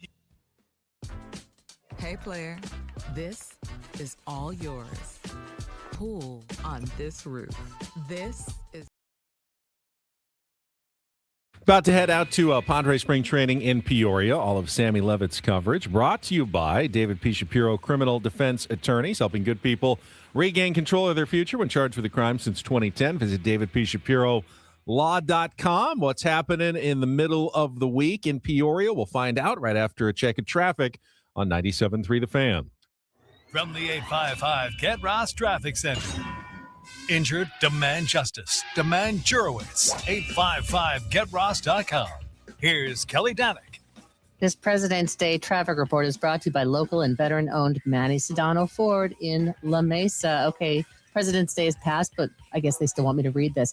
Guys, it's a crazy ride on most of our freeways this morning. Let me talk about the North County a bit here. Southbound side of the 15, looks like a crash has cleared near the 76, but we got this one near Old Highway 395, 2 vehicles over the right shoulder.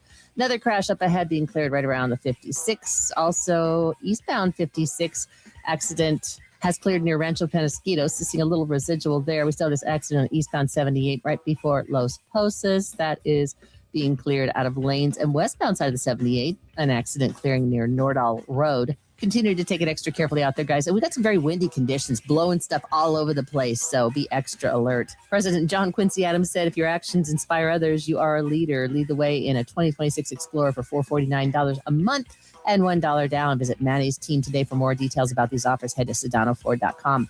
Kelly Danick with Ben Wood, San Diego's #1 sports station. 97.3 The Fan.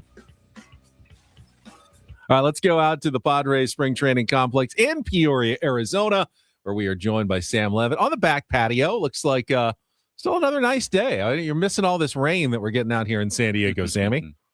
No rain. It is a little colder this morning in Peoria, so we were up bright and early, had a very early clubhouse time, but you're right. No rain. It's been pretty dry. It did rain overnight a couple of days ago, which made some of the fields a little bit wet, but it has been pretty good weather so far. Certainly better than stretches of last year and in years past where it's been really, really cold. It's chillier this morning, but should warm up as the day moves along. That little bit of rain, though, led to one of my favorite videos that you've posted. Tell everybody about the competition that went on at the Peoria Sports Complex. Yeah, it was cool yesterday. Really something I've never seen before here in Peoria. And the infield on field 2, I want to say, was a little wet. Might have also been a little wet on field 1. So instead of taking their normal infield, outfield, and ground balls, they went on the new turf area by the bullpens here. And Ryan Goins, the new Padres infield instructor, played a game where essentially he was hitting very high velocity ground balls at close range, and the guys had to either keep it in front of them, they couldn't bobble, and they had to die for it, and came down to Machado against Bogarts, and it was pretty entertaining. Jake Cronenworth and Xander and everybody claiming that Ryan Goins was making it way too easy on Manny, and the fans were watching. They were really close, so it was unique, and I'll tell you what, Ryan Goins is definitely somebody that is on my list of guys I got to talk to. Yeah. Because you look at what he's doing, like, and this is not to say that other infield instructors here haven't done it, but he's just all over the place. Like, he's working with so many guys. He's super high energy. He was super creative, super high energy yesterday with what they were doing with that game. And it's one of those things early in spring to me that very clearly pops off the field from what you're seeing, the work that he's doing and kind of the energy he's bringing. So he did a good job. Seemed like the guys really enjoyed it, and I think it was kind of cool for the fans to see it as well. Knockout is like the greatest game. We played at every single practice that I run for my little leaguers. It's the competition at the end. Most of them end up in tears, and it's fantastic. It's like the greatest thing. Now, I thought he was. Which Padres cried when they got eliminated, Sammy? Any of them? Jake Cronenworth was not happy. He was not happy with the inequity in the ground balls that were being given to some of the players. So nothing changes from little league right on up to the big leagues. Like Manny had to leave his feet a couple times. I actually thought Xander for the win got the candiest hop of all time. Yeah, he did. And Xander thought he won after Manny bobbled, but then they made it very clear that he had to get out there. You got to get one clean. Yes, like a spelling bee. You have to. Yes, you have to spell the last one right. That's you can't just win on someone else's mistake. Right, exactly. It was fun. It was a cool thing, and the fans enjoyed it, and people seem to like it online as well. So one of those rare things you only see during spring training, which I thought was cool. That's awesome, man. And I saw Griffin Canning is now in camp. We have not played the audio yet. Give us a little brief synopsis of what he had to say about joining the Padres. Yeah, a few different things to touch on. Number one, he will throw a bullpen tomorrow. Now, as far as his health, obviously last year his numbers with the Mets were very, very good before tearing his left Achilles, and that ended his season. He feels like he's 100% from the mound, much like we've heard from Jason Adam. And, I think he feels like he can be back sooner rather than later. Now he's got to get through different elements of agility, and it sounds like it will be a little bit of a slow play. And we heard May is maybe a target for him already, but he feels good. And from a pitching standpoint, he says he feels 100% already, but much like Jason Adam, different injury with the quad versus the Achilles, he has a hoops to jump through until he's going to be back in a major league game.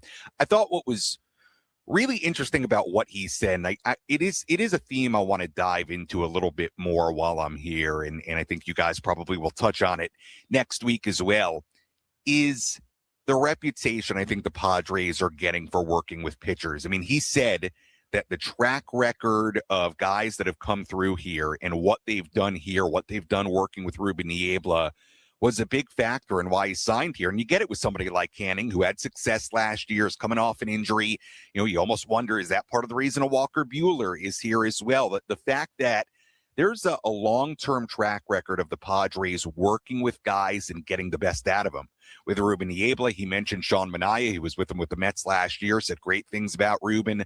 So that sounded like it was a part of the decision as well. So, look, to me, he's a very interesting candidate because, he's not going to be available opening day, but you look at what he did for the Mets last year. He was a bit of a revelation for them until he got hurt, and then his season just ended abruptly. So he's very, very interesting to me, and I think very clearly the reputation the Padres continue to have on the pitching side of things is part of the reason he's here instead of maybe some other places. Castellanos said the exact same thing, about the way that they treat their position players as well, in talking to Manny and guys like that. And, listen, and I saw a really good tweet from one of our tier ones, Rich, said a segment of the fan base will tell you about how dysfunctional this team is. But if you listen to the players, you'll hear an awful lot about how well this org treats players and the track record for turning guys' careers around, especially pitchers. Yeah. That's an advantage in the market. Agreed, 100%. You'd love AJ to be able to fish from the richer pond. But that being said, man, you really don't have to, I guess, when you have the ability to turn guys' careers around and get something for, nothing, essentially, for some of these guys. Yeah, I mean, you even look at like Michael King. I mean, the way he came over, and he was somebody who had not started very much. And, Michael King obviously had a lot of talent when he came over, but that was a question, if you recall, heading into 2024 of like, okay, what is he going to look like as a full-time starting pitcher? He'd never done it. Just saw the end of the year with the Yankees, and he had done well. So, he's a prime example of that. Obviously, you go back a little bit further to guys like Waka and Lugo. I think it's a significant part of why guys sign here, why they want to work with Ruben. And it's on my to-do list to talk about it with AJ Preller as well. Like, does that free him up to, believe that he can, quote unquote, get guys a little bit on the cheap and then extract much more value, right? Maybe you don't feel the pressure of having to give out I know Merrill Kelly was talking the other day, a multi-year deal to a Merrill Kelly, and rather you say, you know what, we might be able to catch lightning in a bottle with one of these guys if we get him working with Ruben. So, look, I just think it's interesting to hear a guy say that, and to me, it very much sounded like the track record the Padres have working with guys like a Griffin Canning is significant in why he's here. Talking to Sammy Levitt from Padres Spring Training in Peoria. And Sam, you've heard Craig Stammen mention the word competition a number of times. Yeah. Fifth starter for sure. But where do you actually see like any other competitions on the roster here at spring training? Who's really trying to win either a job or at bats or a bullpen spot? Like what is available on this team right now other than fifth starter? Because I think that the obviously fifth starter, the maybe the back end of the bullpen, in that final, the bullpen's really crowded. It is really crowded. I was looking, really you get 8 bullpen spots, and at least 7 of them I think are pretty locked up, if not like all 8 if everyone's healthy. You can't really send Yuki or Wandy anywhere since they're on long-term deals. And, you get David Morgan and Bradley Rodriguez already, plus your top 4 guys. Morejon, Estrada. Estrada, Miller, and Adam, if he's healthy, that's 8 right there. And then there's Hoeing, and there's Jacob, there's Adcock, there's Dyson Acosta, there's Ron Marinaccio. There's so many guys that can't even make the team. Woodsy, you sound like you have something to say over there. Trade. We talked about that the other day. Yeah, I think if Adam is not on the opening day roster, which I think it's too early to tell if that's going to be reality or not, I think you're probably looking at one spot there, and then you're looking at the bench spots. Like, I find a guy like Ty France really interesting that comes in yesterday and can play multiple positions and has proved before that he can hit in the major leagues. Obviously, it's got more crowded with Castellanos now here and Duhar now here. So, as of a few weeks ago, you had more spots that you thought would be available, but the bench spots as well. And as we, get a little bit deeper and into the games, I think kind of we'll start, breaking down how many spots you're looking at exactly on the position player side. But you're right, Ben, all of a sudden it's gone from you thought there would be kind of a ton of spots available to you can probably narrow it down to a handful of guys that are competing for just a couple of spots. Quickly got a text from our pal David J yesterday who was out there. He said, I cannot emphasize enough how impressive Tristan McKenzie was. Easy to forget he was a 3-WAR pitcher. Yeah. More recently than Marquez or Buehler or Sears or Canning or anyone else in the mix. Tristan McKenzie. I get it. It's February, but apparently has looked lights out. Should we make that Sammy's homework assignment? Tristan McKenzie action. You should. I have not talked to him yet. It is on my to-do list. I heard that from somebody else as well. Now, I didn't see him throw yesterday, but I heard yesterday he was very impressive from somebody else that is not David J. So on my to-do list, and maybe that's a prime example of what we were talking about, of a guy that obviously has done it, and maybe Ruben can find a little bit of magic there. So on my to-do list, and is great. Yeah. I heard specifically about his bullpen from somebody else that he looked really good. Nice. I didn't see it. I was on the other side of the backfields, but I also heard he looked very, very good. Sammy, appreciate it. We'll talk to you tomorrow. You might even get some Friday starters or pitchers out of Craig Stammen here in the next day or so. We'll see. Yep, Sam Levitt, live from Padres Spring Training in Arizona, presented by David P. Shapiro, Criminal Defense Attorneys. All right, we will come back. Hour number 3 includes Take on Woods, Tony Vitello and his thoughts from Giants Spring Training in Scottsdale, and more on San Diego's #1 sports station, 97.3 The Fan.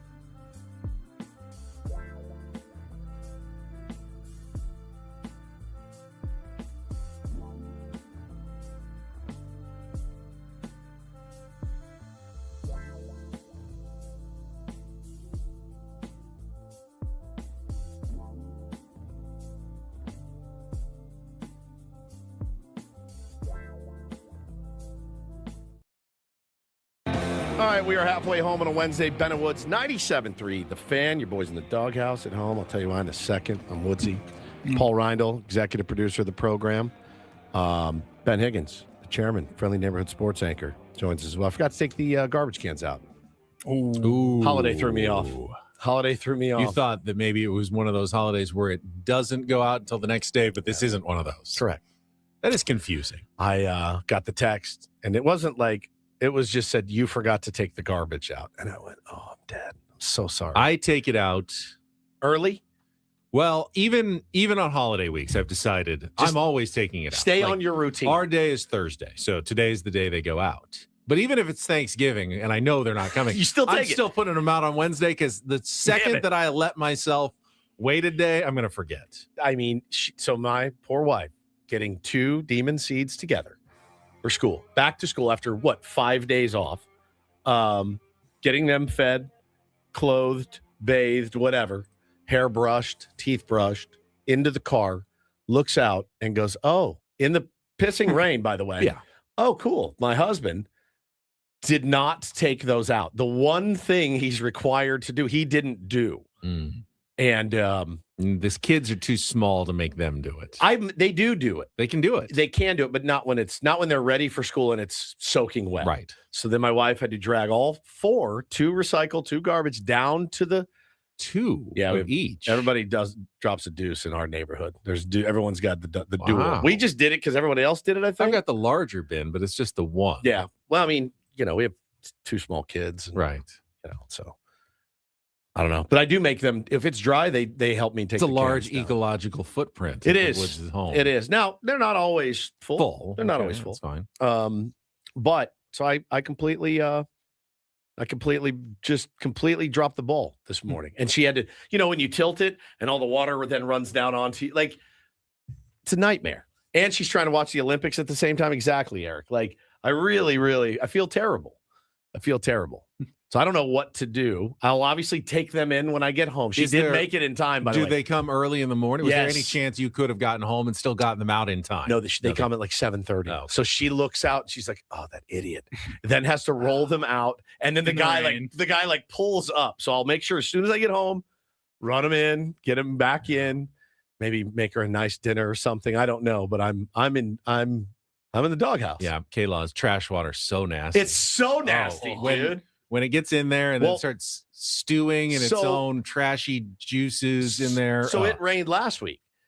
The guys that dump, the sanitation guys, they lift the thing up and then they just slam it back down on the ground. Sometimes the lid closes. Sometimes it doesn't. So I pulled up last week. It was pouring rain. Pulled up and I go, oh my God, it is dumping right now. All 4 cans were open. So I had to then close it. Where do you can't just pour the trash water out into the street. So I just left it. And brought the cans up. You see what I'm saying? Like you left the water in the cans? Yeah, it was a decent amount. So for the next week, you were just throwing trash on top of water. Hoping that this week, the next week when they do it, it'll all fall out into their truck. But now look outside. It's raining again. So now I'll get home. The lids will be open. They'll be full of water again. And I'm in this vicious circle for the rest of my life. Carla says, got to power wash that bad boy, which is great but I never do. Well, I don't have a power washer, but there's a kid down the street. He does power washing for $15. He'll come down and do it. Really? Oh, yeah. It's great. Genius idea. Yeah. Him and his buddy bought a power washer. Very smart. And they do driveways and they do garbage cans. $15 is great. I've seen ads in my street like, we'll power wash your trash cans for $300. I'll do, for me. $15? Woodsy, can you drive them over to my house? Woodsy, can you go power wash? Yeah, if you give me $500, I'll do all 4 of them. Other than that, I'm not doing it. They do it for $15. So what I do is I go, here's the 20, thank you, and I walk away. They're stoked with a tip. So, but yeah, man, I'm I hate when I forget something. My routine got thrown off because of the holiday. My kids had the extra day. They saw the Steph Curry movie yesterday. They gave it a 6 out of 10. GOAT. They both love basketball. They love Steph Curry, but they said 6 out of 10. Taylor walks in. He goes, Dad, Jelly Roll sang a song in that movie. God, I've infected my children so much. I go, how was it? He goes, not great. But they both gave it about a 6, 7 out of 10. Let's see. I got home late last night. I am not okay. got home late last night after anchoring, and there was a box on my porch. It has arrived. My second Cologuard is here. Did not open it yet, but hoping it goes better than the first one. If you missed it years ago.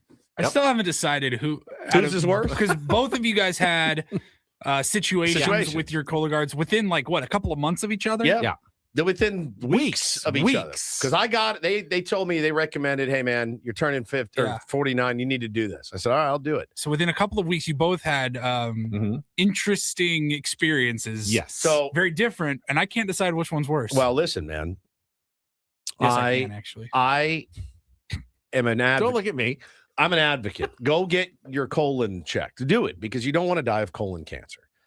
I got my Cologuard, and I walked through the experience the next day. It wasn't my favorite day. It wasn't. The floating bucket, the floating bucket that you have to like put on your toilet, right? And then there's this liquid that you have to douse over, and it's the awful. Solution. Yeah. And then you have to box it up and send it. Now, I did not take the label off to go back to Cologuard. I left it on Stephen Woods at my address. You're supposed to rip that off, and then it'll have the Cologuard address underneath. I didn't think about it. Then I was traumatized after. It was the solution that got me. Pouring the solution over. I was, and I was like, I gotta go. Wrapped it up, ran it down to UPS, handed it off. 4 days later, it comes back to me. My own waste in a box. I sent it to myself. So you guys had a real good laugh about it. So funny. So I was very careful not to make that same mistake. Yeah. I ripped that label off. I mailed it. My own poop to myself. I sent it to me. I sent it to myself. And I got home and I go, wait, I wasn't expecting anything. I didn't buy this. Can I resubmit? No, the time had gone.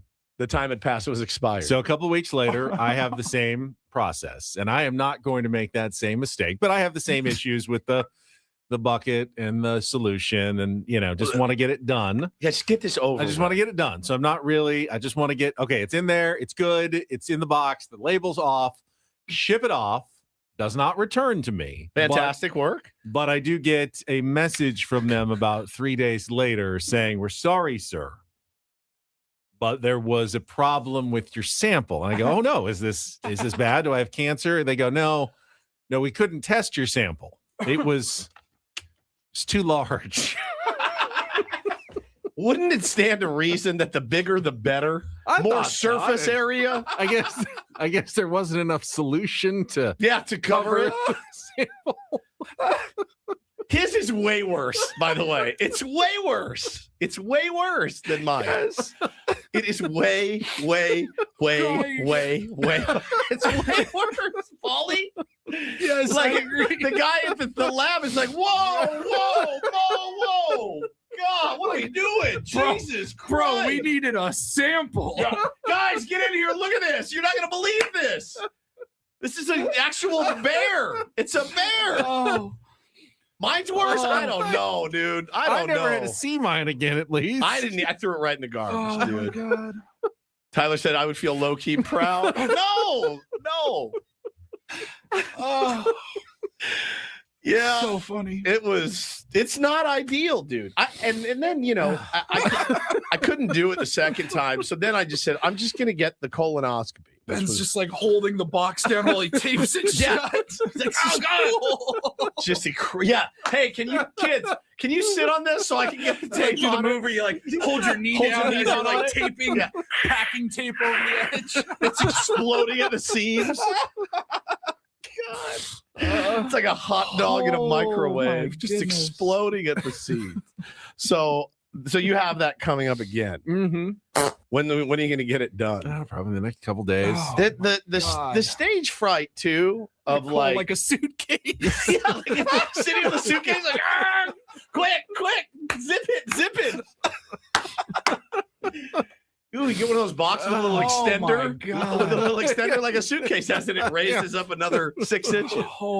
It's unbelievable. But the stage fright that you get from all of this is the worst part. They're like looking at yourself in the mirror going, you have to do this. Like, yeah, I have to go do this. And it's something. So when are you going to? I don't know. It's going to happen eventually. When are you going to take the plunge? Just when it naturally occurs. Now, I'm afraid now he was so traumatized by the first one, it's not going to be enough. This one's going to be short. Sir, you're short. Sorry. We're going to need you to do that again. Do it again. So, but you still haven't had to have the colonoscopy yet. Not yet. Okay. Yeah, I highly recommend getting one, gentlemen, and ladies, I think, right? But colon cancer is really prevalent in men. My wife tried to get one the other day. She had a doctor's appointment, was just doing all her basic stuff. And she said, hey, I'm 41. I think I'd like to get the ball rolling. And, I'm just family history. I want to get ahead of things here and get a Cologuard done. And they said, you got to wait till you're 45. Really? Okay. Well, I mean, inherently, that's a good thing. I do a Cologuard just because it's fun. I like it. I'll just order one on a. Some guys open baseball cards. I do a Cologuard when I get bored at home. But I was surprised. I was like, if you're a couple years out and you just want to do it preventatively, like you should be able to. But I would think so. Well, we'll look forward to that. Yeah. Let us know how it goes when it goes down. Let's see. I've got Boston cream pie to look forward to today at work. Excuse me? We do a monthly. What a transition. Call him the Segway King for nothing. We do monthly birthday celebrations. We do them all in one day. So every month there's a different dessert that's provided. Last month was cheesecake. Who picks our news director, Sarah? She just gets desserts. Just willy-nilly? Where are these cream pies coming from? Well, so Boston cream pie isn't really a pie. It's more of a cake. It's a cake with like a cream filling in the middle. Can I say that I've only had a Boston cream pie donut? I've never had the actual Boston cream pie. I've never had the Boston cream pie. No. Are they good? It's not something that I'm that familiar with either. If it's my birthday and my boss sends out, hey, Woodsy, we got you a Boston cream pie. What is it? Would you run it by me first? It's vanilla cake with like a custardy filling in the middle, and then chocolate sauce, and usually like cherries or strawberries on top. It's kind of muddled. I could do without the fruit for sure, because the Boston cream pie donut is just that. It's usually a chocolate donut with vanilla cream in the middle. Yeah. That's kind of what the cake is. It's weird. Different from an eclair? Ew. Kind of eclair-like. It's eclairish. Yeah, it's eclairish. Eclair adjacent, maybe. I'll tell you one thing. You go to grab like a chocolate bar, and you think it's a chocolate bar, and then you get, oh, no, that was an eclair. That's a mistake you don't like. That's true. You just weren't ready to commit to the full eclair. You were ready for the donut. Bite, you're so excited. And then you realize, oh, no, it's a full eclair. It's a full cream pudding cream pie. Well, listen, it's probably delicious, but I don't like my bosses making unilateral decisions for me and a group of my friends. Dessert decisions. I don't like. I want, like, hey, everybody, it's cream pie day. Yeah, cream pie day. I bring it up because everybody in the office reacts differently to office celebrations. For some people, you look forward to it for days. For others, it's just grab a quick piece and run to your desk. What is I'm kind of grab a piece and run to my desk, and you don't stand around and celebrate chin wag with everyone. But other people are like, they linger and they make it last as long as possible, and it's like a moment. It's an event to be celebrated. You really hate your coworkers in every building. I mean, it's just staggering. It's staggering. I hate them. You just don't like them. I'm not the office celebration guy for sure. No, definitely not. You're never going to put me in charge. You are the office cream pie guy, apparently. So enjoy your cream pie today. Thank you. I'm actually a little bit jealous. And also enjoy your colonoscopy today or your Cologuard. Try to get that in. We need the content. So. Tonight, perhaps. I mean, I won't be home until. You want to do like a Sammy Levitt walk you through it? Video? Like how Sammy Levitt would do it? Here's I'm a radio my broadcaster. Cologuard experience. Oh, let me just shut this door for a moment. Come on out. This is the solution. You pour it over, show everybody. I thought Unc was on his way to the other side of the country, but tomorrow. It's tomorrow. Okay. Adam Klug outside our waiting for us to get to the he's commercial waiting. break. So why don't we Probably in trouble. why don't we do that? We'll get a contestant on the Apparently, line you for just Take can't on Woods. Yell out Boston cream pie over and over. Apparently, who knew? We'll get a contestant for Take on Woods if you want to call right now, 833-288-0973. Hey, did you guys really do a 10-minute segment on Boston cream pie? Sure did. We've got the new prize this week. Qualify for Zach Bryan tickets at Snapdragon Stadium this summer. Movies, music, or TV trivia, your choice. Coming up next, 833-288-0973. We'll do that when we come back with more Better Woods on San Diego's #1 sports station, 97.3 The Fan. But if you've enjoyed a few too many Boston cream pies in the past few months and you would like to lose some weight, SDFatLoss.com is the way to go. It was my program that I used to lose 40 pounds in 60 days. And I know what you're thinking. Why not just do the GLP-1 injections? Sounds easy, right? I don't have to do any work. Well, here's the problem. Unless you're committed to doing those GLP-1 injections every week for, I don't know, ever, at a cost of maybe $3,000 to $5,000 a year, and you're willing to deal with the side effects, which could include muscle loss, which actually makes keeping the weight off even harder, now you're starting to think, I don't know if it's such a good idea. What about a 2-month program where you lose the weight quickly, safely, and sustainably? That's what SDFatLoss.com can do for you with no exercise necessary, eating real foods from the grocery store. It worked for me. It worked for many tier ones. It worked for my colleagues, Chris Ello, Matt Scraby, Tony Gwynn Jr. It can work for you as well. Just go online, set up your free consultation. Doesn't hurt to ask. Find out about the program and how it works. 833-288-0973 is our number. I don't know why I'm giving that number right now, but SDFatLoss.com is the website to set up your free consultation. Do it today. And Ben will give you the real phone number. I can give you the real phone number. Just go on the website. It's way, way easier. SDFatLoss.com. That's SDFatLoss.com. Results may vary.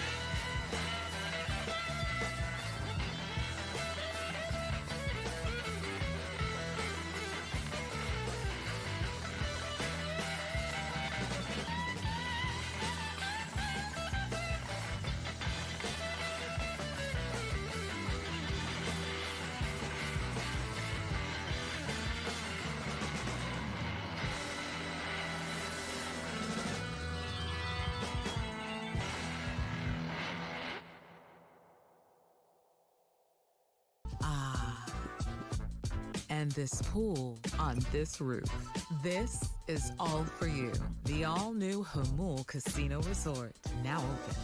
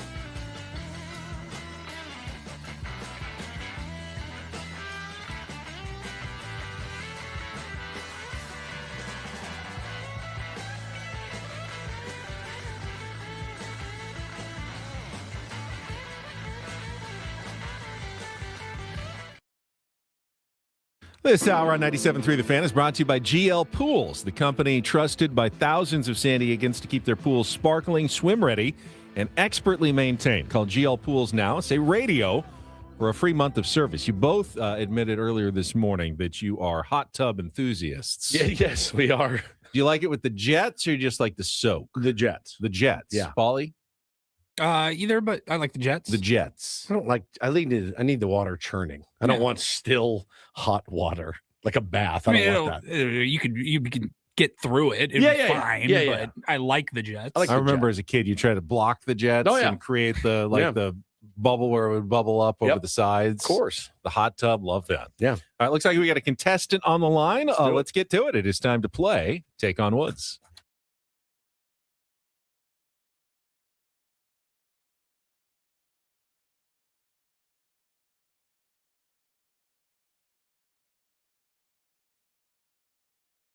Take on Woods, brought to you by Bay Alarm, security and fire alarms for every business. We got you, and we got Jim.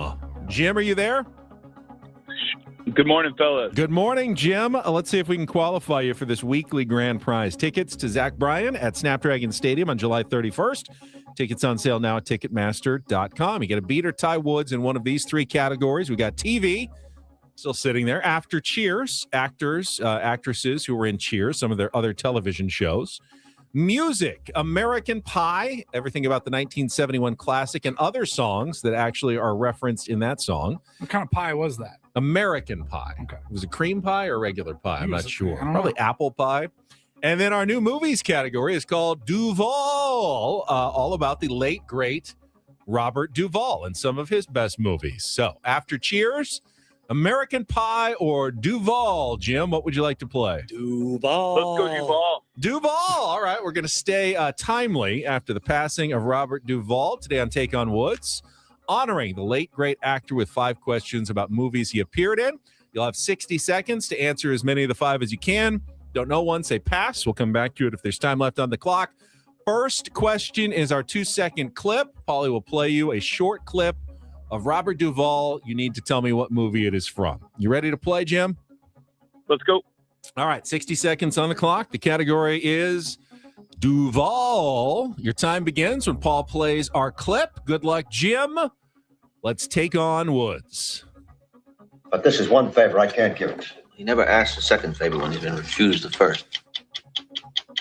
Was Godfather. Correct. Robert Duvall made his screen debut as Boo Radley in the 1962 film adaptation of which Harper Lee literary classic? To Kill a Mockingbird. Correct. Which 1977 Oscar winner for Best Picture was far ahead of its time in its satirical look at TV news with Robert Duvall co-starring opposite Peter Finch as a UBS television executive? Pass. An asteroid is headed towards Earth, but Robert Duvall helped save the planet as seasoned astronaut Spurgeon Tanner in which ensemble 1998 film? Pass. Robert Duvall won his only Oscar for Best Actor for playing recovering alcoholic and former country music star Max Sledge in which 1983 drama? A Star is Born. Incorrect. Which 1977 Oscar winner for Best Picture was far ahead of its time in its satirical look at TV news with Robert Duvall co-starring opposite Peter Finch as a UBS we ran out of time on network there.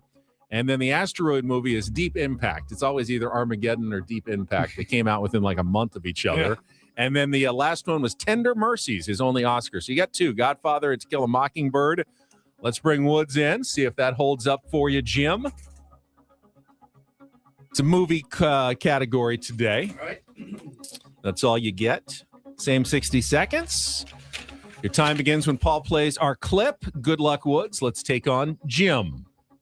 But this is one favor I can't give it. He never asked a second favor when he's Correct. Robert Duvall made his screen debut as Boo Radley in the 1962. Kill a Mockingbird. Correct. Which 1977 Oscar winner for Best Picture was far ahead of its time in its satirical look at TV news with Robert Duvall co-starring opposite Peter Finch as a UBS television executive? Pass.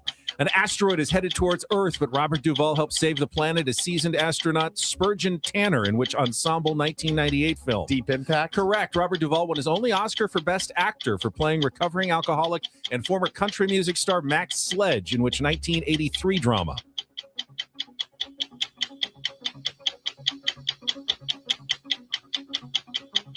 I'm toast. Jelly Rolls tank. Incorrect. Which 1977 Oscar winner for Best Picture was far ahead of its time in a satirical look at TV news This with one's gonna make me Robert Duvall co-starring opposite Peter Finch as a UBS television executive? Don't know. Mad as hell, and we're not going to take it anymore. What is it? Network. Network. All And right. Tender Mercies was the country Never music even heard of it. alcoholic, but you did win 3-2 in our category honoring Robert Duvall. Duvall was that category's name. Jim, thank you for playing. Duval. Can't get you quite into the drawing this week, but a fun game of Take on Woods. Deep Impact, I liked better than Me Armageddon. too, by far. I really did. Armageddon was the Bruce Willis. Yeah, it was great cast. Liv Ben Tyler, Affleck. Ben Affleck. Yeah, I like that. Steve I liked Buscemi. it. Yeah, Good cast, great but cast. more of a sillier kind of movie. Deep Impact was actually a thoughtful, pretty good. You know, I don't love Taya Leone as the news anchor. I don't buy her as that, but I thought the rest of the cast was pretty good, and the story was a little more thoughtful. Why get Taya Leone when you can get Andie MacDowell Exactly as a newswoman, right? I like Taya Leone. No, I don't dislike her. I just she didn't scream network anchor to me. You think in that women movie. can't be? No, absolutely they can be. I work with Kimberly Hunt. She's the Fair. best. It's true. Like, she would be Trying to take great her in that job. role. Right. Fair amount. He's gonna snap one day. Yeah. He's gonna throw his Cologuard box at us. No, I'm a big fan of Deep Impact. So good. Yeah, really. So good. Really I think I only movie. saw it the once. Really? I was like, yeah, I love this. Was who else is in it? They had the Morgan Freeman. Morgan Freeman, yeah. Frodo Baggins.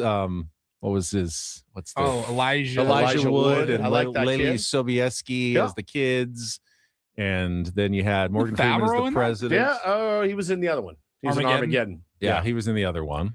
I'm gonna show my kids those this weekend.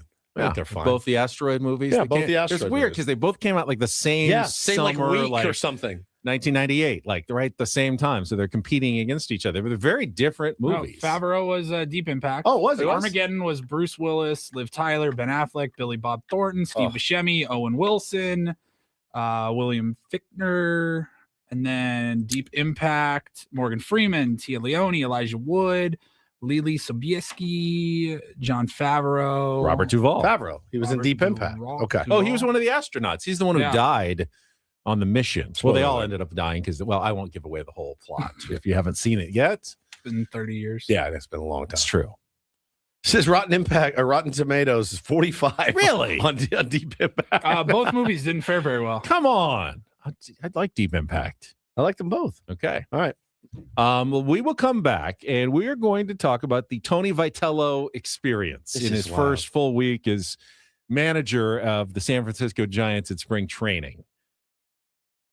Are you good with that? 100%. All right, we'll do that coming up next on San A little Diego's. bit of a wellness check, maybe. Yeah. Is he going to be Why not? okay? Yeah, gonna we'll see make if it? he's going to make it. I mean, It's a tough gig. He gets a chance to get his feet wet here, but just we're a little worried about him coming up next here We're on not really. 97.3 The Fan. Just kind of want to make fun of him. President's Sale is continuing throughout the end. The President's Day sale is continuing through the end of the month. It's Sedano Ford.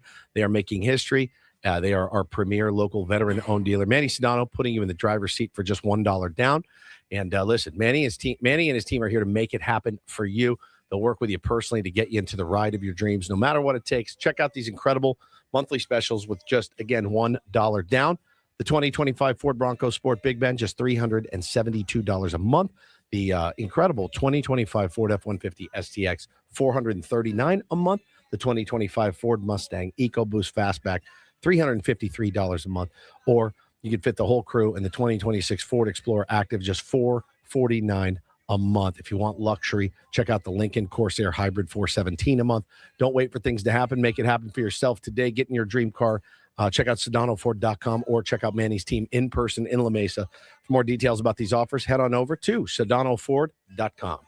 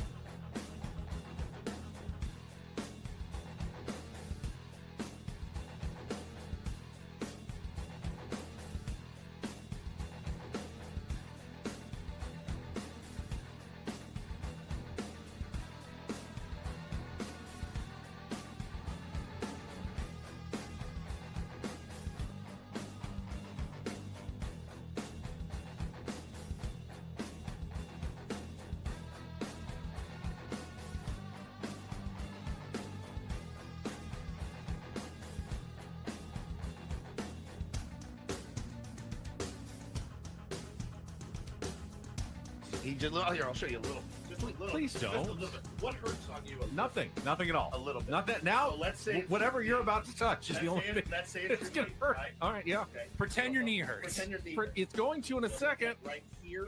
Oh, that is not pleasant. And this pool on this roof.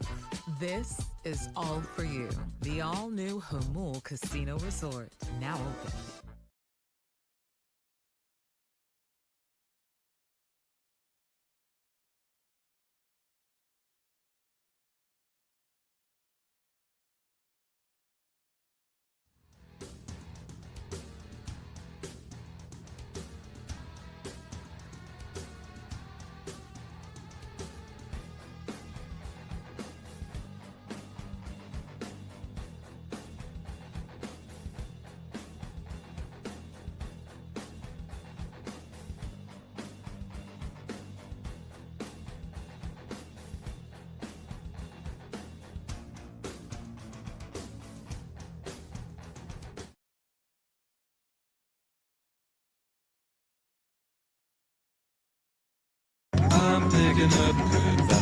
Talk about the vibrations at San Francisco Giants camp in Scottsdale. Welcome back. Ben and Woods, hour number 3 here on 97.3 The Fan. Still have our biggest fan contest coming up at 9 o'clock. You can still register to win the night in our Odyssey suite at a Padres game at 97.3thefansd.com/biggest fan. 3 announcements of names every day, 9 a.m., 1 p.m., and 5:30 p.m. Do you want to just get right into Tony Vitello, or do you want to check traffic? Do we have the audio, by the way?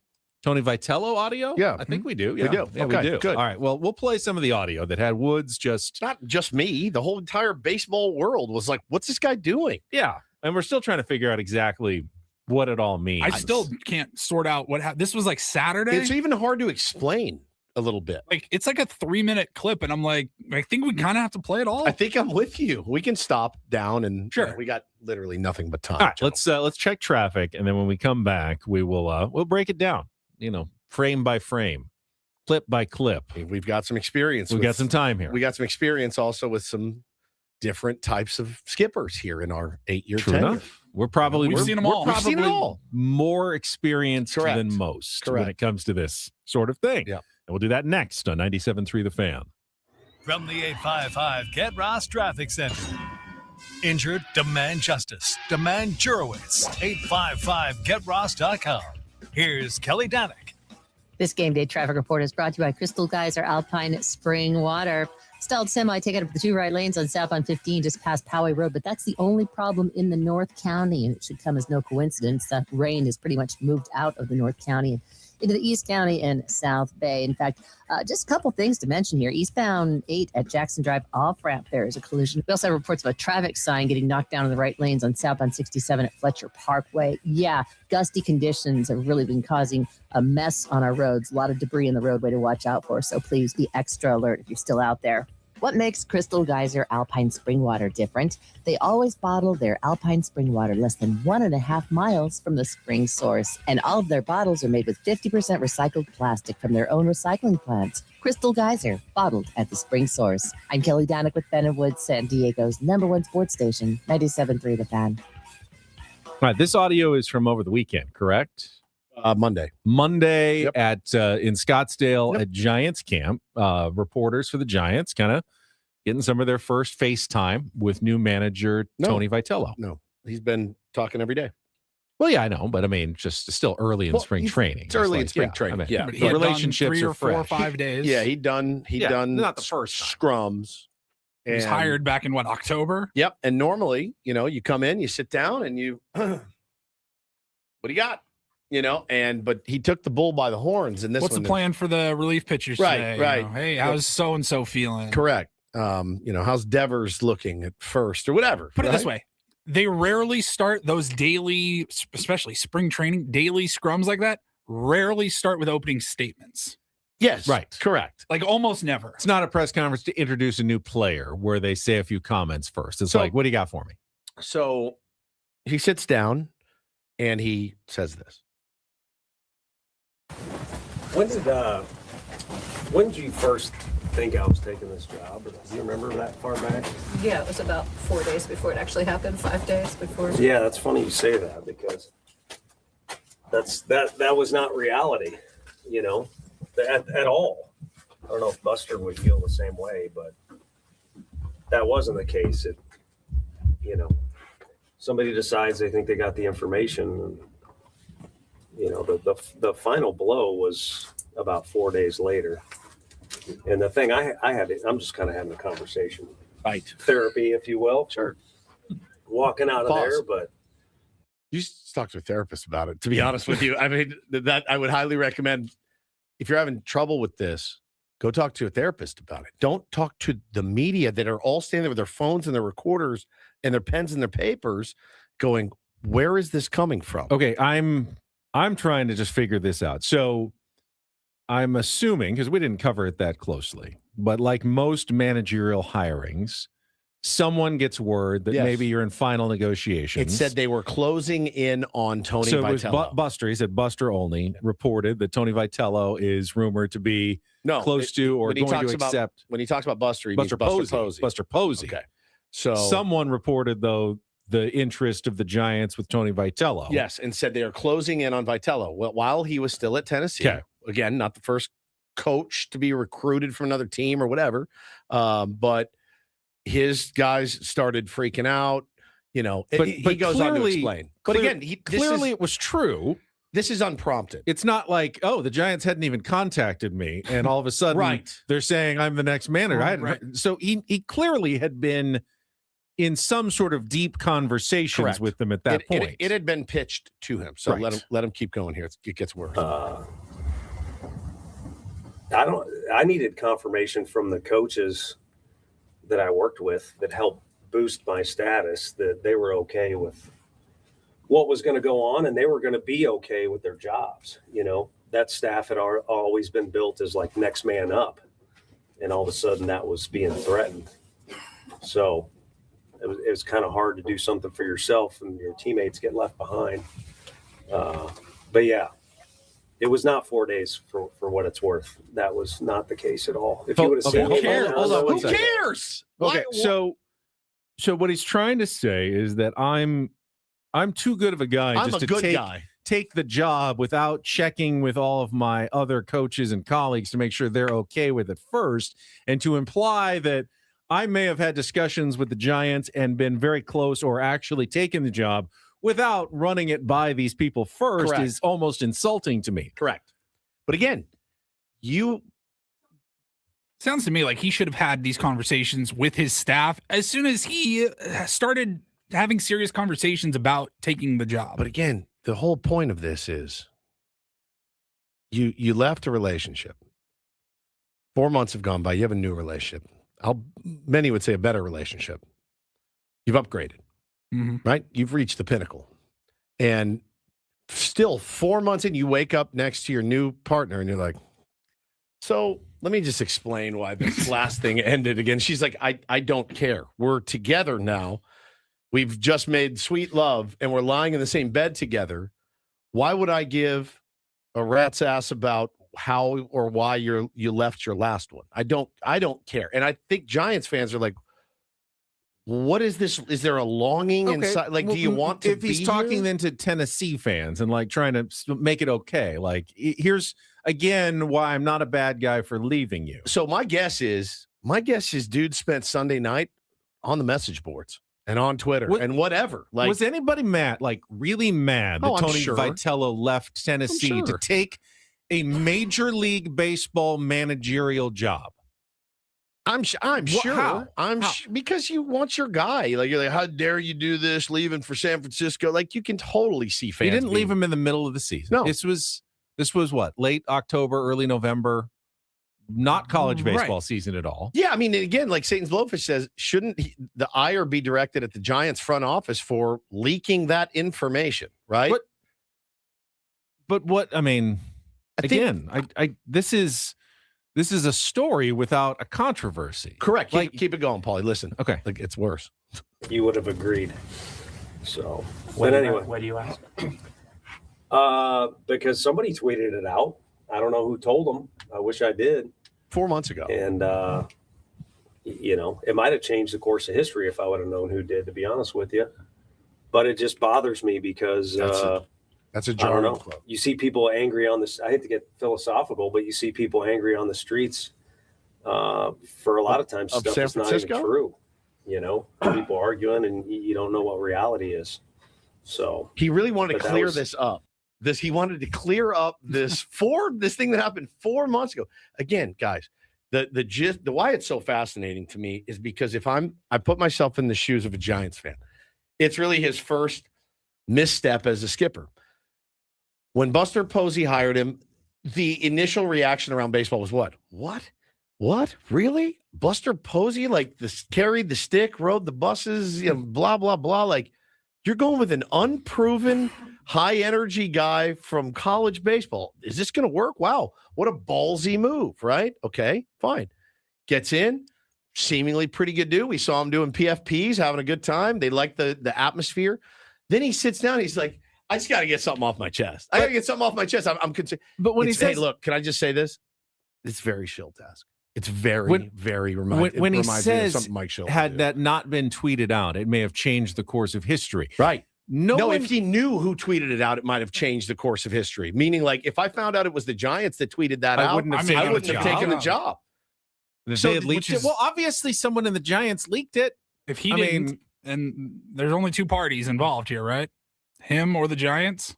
Or maybe someone was doing their homework and was, checking out different guys who were walking into the building. And so that's Tony Vitello. I happen to recognize him, Tennessee coach. He must be interviewing for the job. It's just wild, man. But it's just as a baseball fan, for me, it's just a wild story. It's just one of those things where you show up and you're like, you didn't have to open your, and then, you got Giants fans. Some of them I really love. They're great dudes. They're funny as hell on Twitter. They're like, guys, he wears his emotions on his sleeve. This is what you're going to get. It's not Sleepy Bob Melvin. I'm like, I don't know that you can wear your emotions on your sleeve as a rookie first-time manager that never played in the big leagues, never coached in the minor leagues, never coached in the big leagues. Yeah. I don't know that you can. I feel like you have to be a little cookie cutter.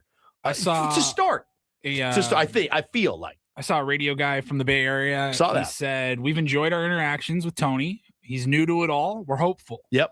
Don't want to make too big a deal of this. Sure. Rookie mistake. Lots going on in his head. Yeah. But it's a bad look, Skip. No more.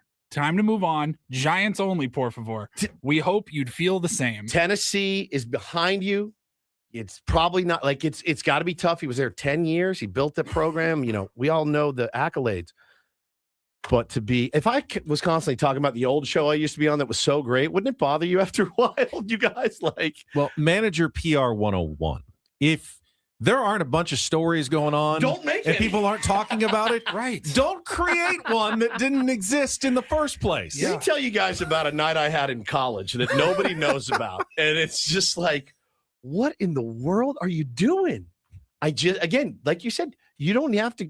There's going to be enough stories about, of course, your first bullpen mistake. There's going to be enough stories about your first decision to pinch hit Bryce Eldridge or whatever. And you'll have to address those. Yes. But you didn't have to address this one. No one was talking about it. All right, guys, let me bring up all my scandals that nobody knows about. I'm going to open up my closet. Go check for the skeletons. Like, it's bananas to me. It's bananas to me. No, I don't follow Tennessee baseball, but I don't remember seeing a lot of outraged his coaches keep saying, how could you leave us? No. How the team.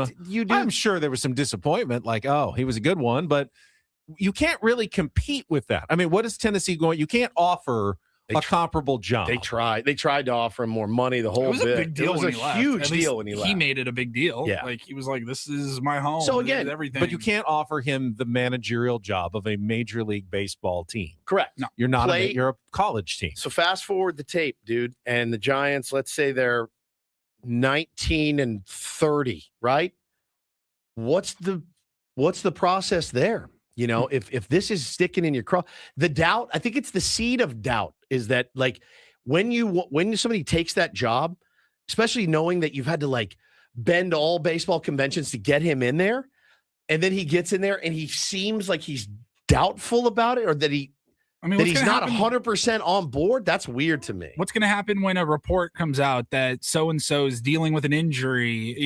Luis Ariz has a hand injury, and he goes, let me ask you this. When did you guys find that out? How'd you hear that? Like, is he going to start, like, blowing the whistle every time somebody asks him Is he something? paranoid is the question you're asking now. And too sensitive. You can't, that's not a gig you can be rabbit ears in. You just can't. Or, I've heard there's plenty of dudes that go searching their names and stuff on Twitter to see what people are saying about them.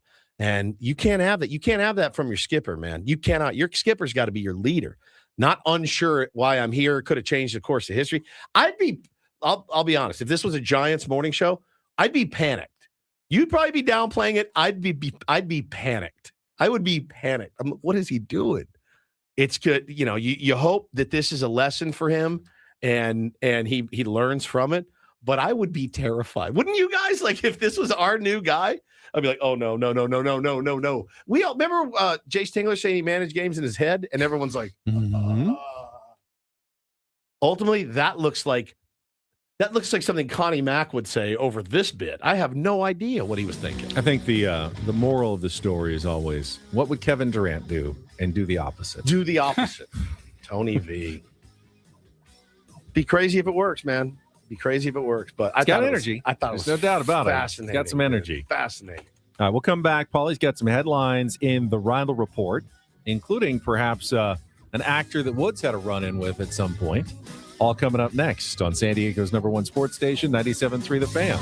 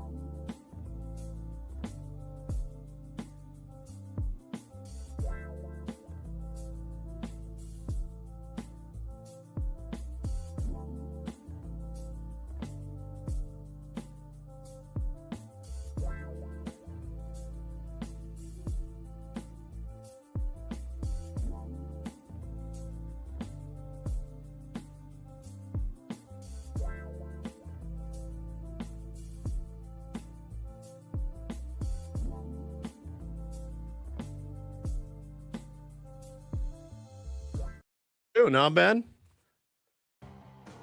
Out here making fun of Tony Vitello. Not making fun, but talking about the Tony Vitello story. And, our rookie manager, they just announced. Craig Stammen. Misstep, maybe? I'm First one? disgusted. I'm sick. Right-handed pitcher Logan Gillespie will start for the Padres in Friday's Cactus League Open. Oh, my. I mean, what are we doing here, Craig? It's like he doesn't even care. For real. Like, does that mean Logan manager... Gillespie is going to face Tarek Skubal on opening day? He has now the inside track for our Logan Gillespie. That's the best we can do? I feel bad for A.J. Preller. Maybe stuck his neck on the line just a little bit for a first-time manager. And Craig Stammen, like, look, you're not a relief pitcher anymore. I know those are your buddies. Yeah, those are your pals. But this is game one, and we're throwing out Logan Gillespie? This game matters. This game matters to us, the fans out there. Demand more, be better. Just during the break, just following up, I hadn't seen this headline. But that was a joke, by the way. Just in case yes. The spiciest thing Craig Stammen has done so far as manager was joking when someone said, "How do you feel about your boss getting a contract extension?" And he goes, "Oh, my wife got an extension." The old wife, that's like boss bit. That's like his spiciest moment so far as manager. But because Tony Vitello made those unsolicited comments, there is now a column by Ann Killian in the San Francisco Chronicle with the headline, "Does Tony Vitello regret leaving Tennessee for the Giants?" Is that what you want in your first week of spring training? Dieter Kirchenbach was, does Tony Vitello really want to be here? Like, oh my God, dude. We were just talking during the break. We're like, all right, if Buster Posey could go back in time, rub the magic lamp and get his wish and go back and make a different decision, would he do it? And then I said, well, how about flip it?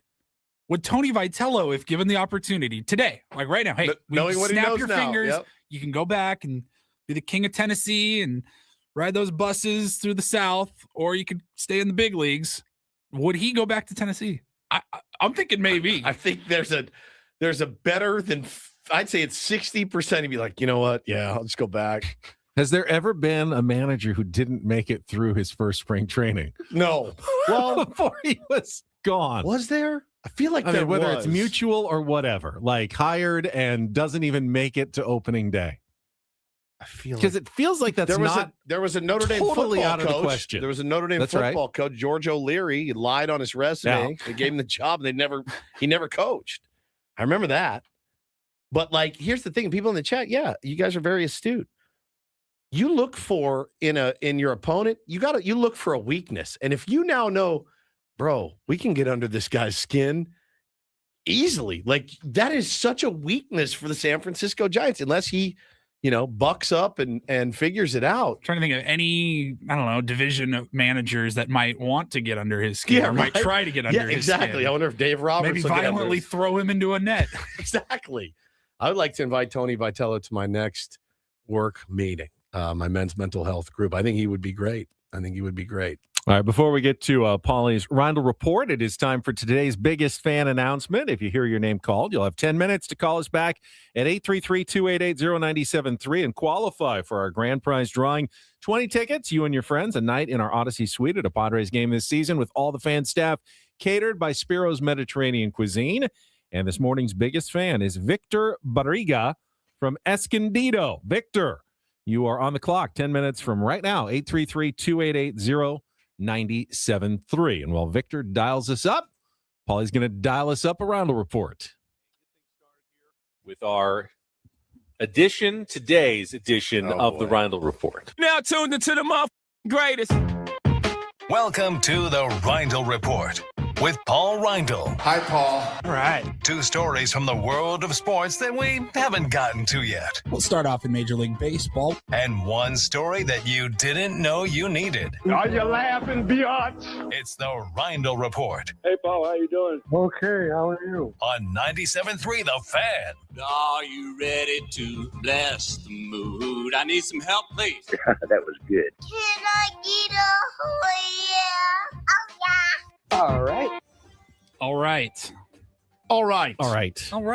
Happy Wednesday, gentlemen.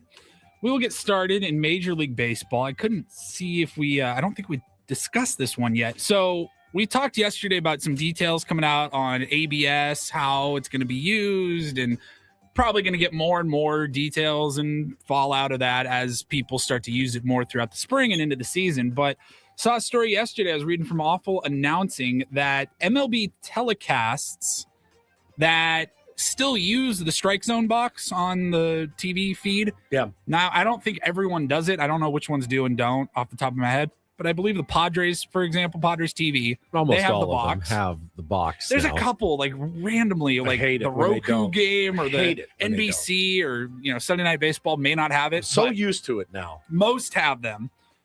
However, they're going to be operating on a 9-second delay now because they don't want teams to, I guess they're going to police teams possibly having a feed on in the dugout or down in the hallway. And as soon as the pitch is thrown, they can see on the box at least, get an idea. Hey, that was a strike. They called it a ball, vice versa. Challenge. Like, because you only have a few seconds to tap your helmet. just in the and dugout, or like challenge. everyone on Earth is going to have to be delayed like 9 it seconds says, for the game. Sam Blum from The Athletic, he said that broadcast feeds showing the strike zone box will run on a roughly 9-second delay. Okay. It's about 6 now. MLB Game Day, which I believe is like if you open the MLB app and you're just watching like ball in play runs or whatever. That's going to be Game Day will operate on a 5-second delay for the pitch location data. And it says the low latency feed inside ballparks won't show the strike zone box or pitch locations at all. You just hear like from the dugout. Maybe like bang something like a trash can or something. So does that mean that Jesse and Tony are going to be Delayed. essentially in real time? Oh, and everything else is going to be delayed. So if you want to hear it first, listen to 97.3 The Fan. If you want to find out 9 seconds later that Manny Machado just hit a grand slam, that's always the case. Watch it on television. Yeah, that's baseball, live sports are always you kill the delay when we go to a live on radio. Yeah. But is there always if there's already a delay on TV, then why are they need to? Is it They're extending it. additional delay? An additional delay on television? I've been to the you go to the game, like we've sat in the Odyssey Suite before, and you watch the pitch and it hits, and then it's like 5, 4, 3. But 2, that means we'll 1. still get to watch the box on TV. Yes, like keep the box. it's live. It'll be live to us. It's live to you. Correct. Which I think is important. I do know. too. I know that I need it. we get a little dependent on it. But when there's different center field angles, like I need the box to know, because you could have a game where everything, that always looks outside. No, it's actually over the plate because it's not straight on or it's a little different. So I'm sorry. I know we used to watch baseball without a box. We grew up that way. I know that. When it's not on there, it makes my skin crawl. Oh yeah. I'm like, I hate this. Creature of habit, maybe. I don't know. And I'd probably get back into it if that's universally. It'd take me a month or so. Might be like if they move the yellow first down line, they just stop showing it in NFL games. I'd lose my mind. I would lose my mind. Like, that's how it looks on the field if you're there and all that. I get it, but when I grew up, and you grew up, when you watch sports, they didn't even have the score on the TV half the time. Score bug. They didn't have the time. They didn't have the score. You just turn on, and there would just be a game. You have no idea You're raw dogging what the whole inning thing. it was, what quarter it was, what the score was, what the down and distance were. You knew nothing when you turned on a television. Literally, you might not even know who's playing. WGN would come back, and it would be Harry Carey like, all right, 3-2 Cubs, bottom of the 4th. But if you miss that, you're done. You just tune in. You're like, what is going on? What's the count? Who's up? Like, you're absolutely right. So more information, the better for me. All right, we will move on from sports. Go to Hollywood today for this next story. And this one just makes me sad. This one made me a little bit sad. Actor Shia LaBeouf. Yes. He's going through it right now. Yeah. He's been going through it for a while, off and on throughout most of his adult life. But he was arrested this week in New Orleans. We said yesterday it was Fat Tuesday or Tuesday on our show. Yep. So Mardi Gras is going on, and a lot of people will be heading to New Orleans. And he was seen starting fights. He looks like he's not in the right mind. It's on a bender. He headbutted a guy. The guy pretty much immediately threw him to the ground and was beating him up pretty good and kind of just holding him down like, bro, stop. You're going to get hurt. Stop. He got arrested. He was seen hours later. As soon as he was released from jail, he was back out on the streets, and, people were walking up, taking pictures with him, videos. It's just, man, this is a guy that, like, you had the whole world in front of you and you see it. It's all playing out in front of the media. It kind of bummed me out. Yeah, he's a He's a dark dude, man. I met him. He seemed like he was okay when you met him. Dark. I mean, he's there. You were having You could breakfast see, like, in pain Arrowhead. behind his Did he eyes. look dark even at breakfast? Oh, yeah. And at the skating rink and in the elevator and everywhere else I saw him. I saw him 50 times. He probably thought I was following him around, but like he's a dark dude. Was it the way he got his eggs from the buffet, or what was dark about it? Darkness in his eyes, Really? right? Just he's abused his partners. He I believe separated he's been separated for a while. He's for got about a kid. a year. Yeah, he's got a kid. I saw his kid. You know, it's tragic, dude. I'm not challenging you on that. I'm just saying that you can't always just look at a person. Sure you and- can. No, you can't. 100%. Some of the darkest people look like very normal, No, but when you friendly see people. But when you, see can't really someone, describe it. You can just- when you you just see know. someone with a darkness, you just know it, and you've read the stories about him. He's a public figure, but you see a darkness in him.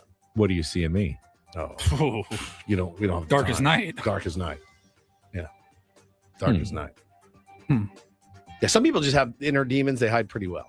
You see him and you're like, he's in pain all the time. I have another example. I won't say the person's name, but I'll tell you during the commercial break, and you'll go, "Oh, I see what you're talking about." Paulie, before you go on, do me a favor. Any of those callers on the line look like our biggest fan? I want to make sure we get it inside the 10 minutes. I've got a bunch of random numbers coming in. Yes. Line two? two. Line 2. Is this Victor? Yes, this is Victor. Victor, you are good. You called within 10 minutes. You are our biggest fan this morning. You are in the drawing for the night in the Odyssey Suite at a Padres game this season. Thank you for playing and being our biggest fan. Yes, let's go Padres. Go Padres. Thank you, Victor. See you, Victor. Thank you, buddy.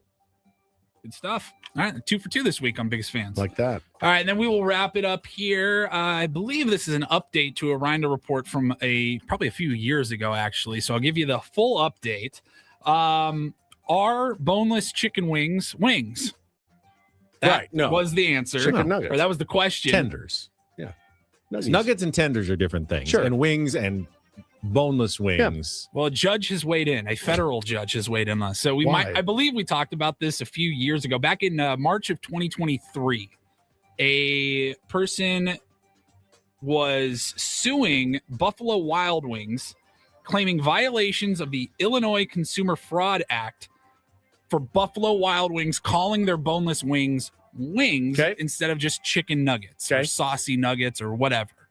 And this went to court, and just recently now, finally got around to it. A federal judge in a 10-page ruling said that B-dubs can continue to call the boneless wings, even though they are essentially chicken nuggets. Well, they have not done anything wrong in the Consumer Fraud Act. I don't think they're chicken nuggets. Chicken nuggets are when you grind up the chicken and then put it into a patty and then form it into like a shape.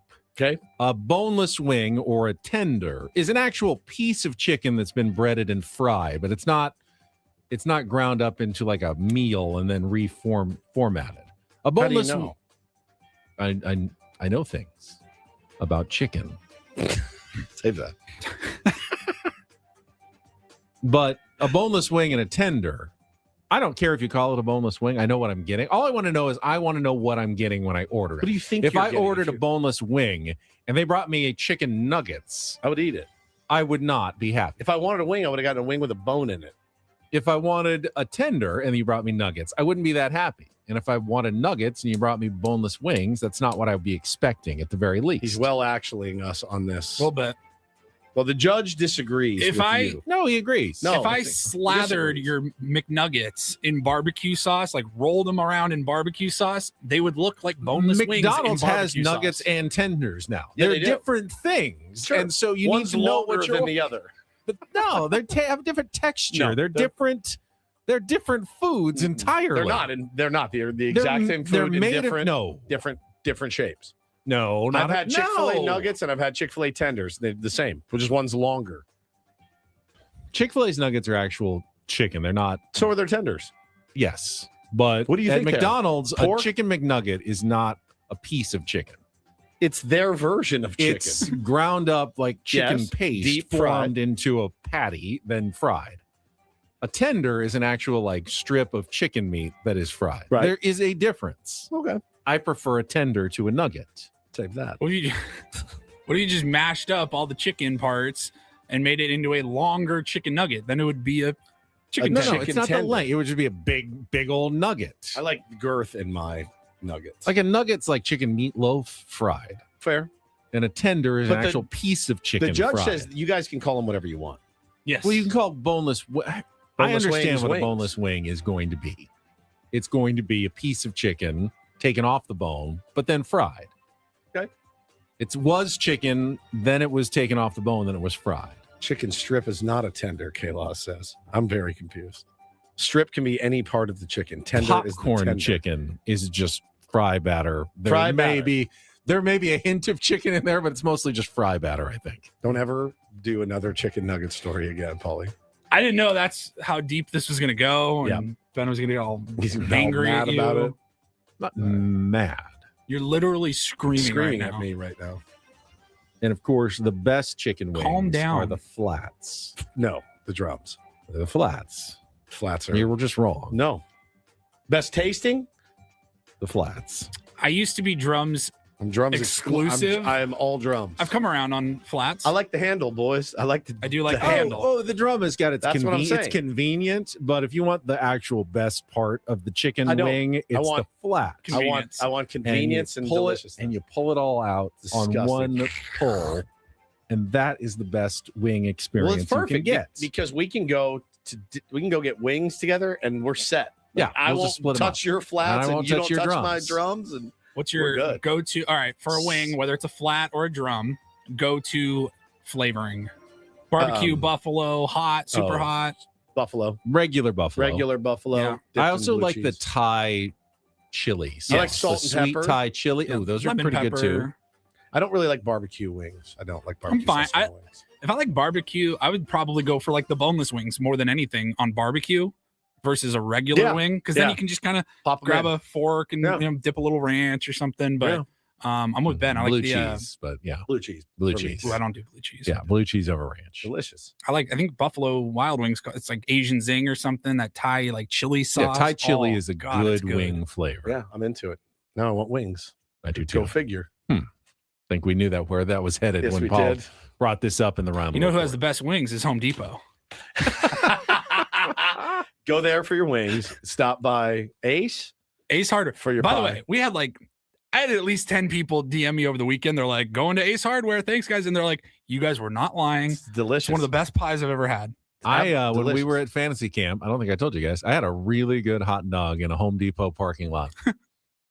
What do you do while we're at fantasy? I was on my way to golf. I was hungry. You just found yourself in a Home Depot parking and I lot? saw a stand in a Home Depot parking lot, and there was a line, and I thought, I bet they've got good hot dogs. And I'm going to stop. And it was And you got one. really good hot dog Wow. in a Home Depot parking lot That's- in I bet that's Peoria. delicious. That's more strange, I think, than you going to the casino at 3 a.m. Yeah. That yeah. first year we went out there. I was hungry. Weird behavior. Could have eaten at the golf course. Golf course food is not the best. But Home Depot food is way better. It wasn't. I don't think it was affiliated with the Home Depot. He just was using the parking lot as a location Got to it. set up his, artisanal hot dog business. What's it The called? Do you Chicago remember? dog. Oh, I don't know. It just was in the Home Depot parking lot in Peoria, All right. Northwest Peoria. Okay. Thank you, Paulie. Appreciate you. All right, still to Nice come. tangent. Want to get to some of the audio of the newest Padre, Griffin Canning, officially in camp this morning, and why he thinks he was actually a better pitcher for the Mets than he was for the Angels. Get to that coming up after a check of traffic with Bennett Woods on San Diego's #1 sports station, 97.3 The Fan. Like usual, we transition from food talk Every to time. losing weight talk Every single time. at sdfatloss.com, because we all like to eat, right? I don't think I'm the only one. I think we all like to eat, which can come with issues in course of gaining weight. So sdfatloss.com is the way to lose that weight quickly, safely, and meaningfully, meaning you can keep the weight off after the 2-month losing weight period. I lost 40 pounds in 60 days. Great. Kept the weight off for 2.5 years. Even better. When you compare that with things like the GLP-1 injections, which you can lose some weight on those, but you're going to have to keep taking those injections, keep taking them. They get pricey, sometimes between $3,000 and $5,000 a year, and you don't get to stop them. With sdfatloss.com, it's the 2-month program. It's the one-time program They will help you every step of the way. They will help you keep the weight off. And it'll be based on real food. So you get to eat things you enjoy while you are losing the weight. Sound good? Set up your free consultation by going to sdfatloss.com. Find out how the program can work for you, like it has worked for so many tier ones. I get stories all the time. Thousands of pounds lost thanks to sdfatloss.com. You can be the next success story by the middle of April, a brand new you here in 2026 by going to sdfatloss.com. That's sdfatloss.com. Results may vary.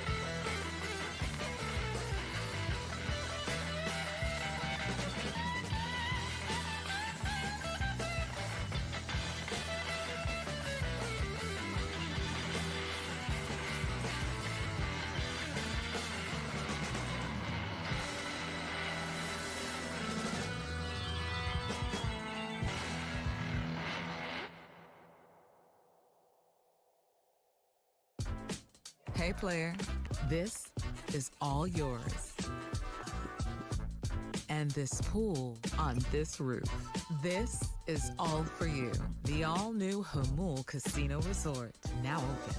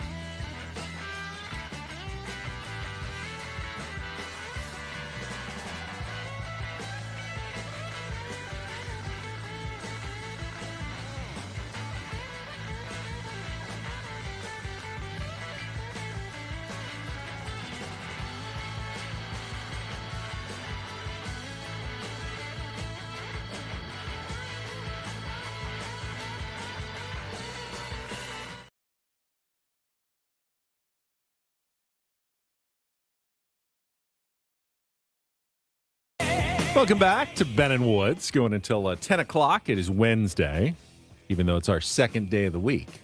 We're halfway through the week after this show. I told you I'm a mess. I know. This one day. Forgot the trash cans. Yeah, I did. You're all off. I am. Got to go to LabCorp today. LabCorp, Oh, you do? again, my favorite. But I got an appointment at the one that's not the cattle call. So we'll see how it goes. Yeah, but once everyone knows that, I then know. it just changes. But I'm not I had a telling pretty you good where it is. experience when I went to Which is mine insane to last me. time. Couldn't have had a worse experience than mine last time. Couldn't have. Gotta go give more blood. Oh, not ideal. Is that the only sample you have to give today? That's the only sample I have to give today. That one will be here before you know it. Have to go back in and do that under duress, which is it's one of the worst moments of your life. I got to do it again. Yeah. Go ahead.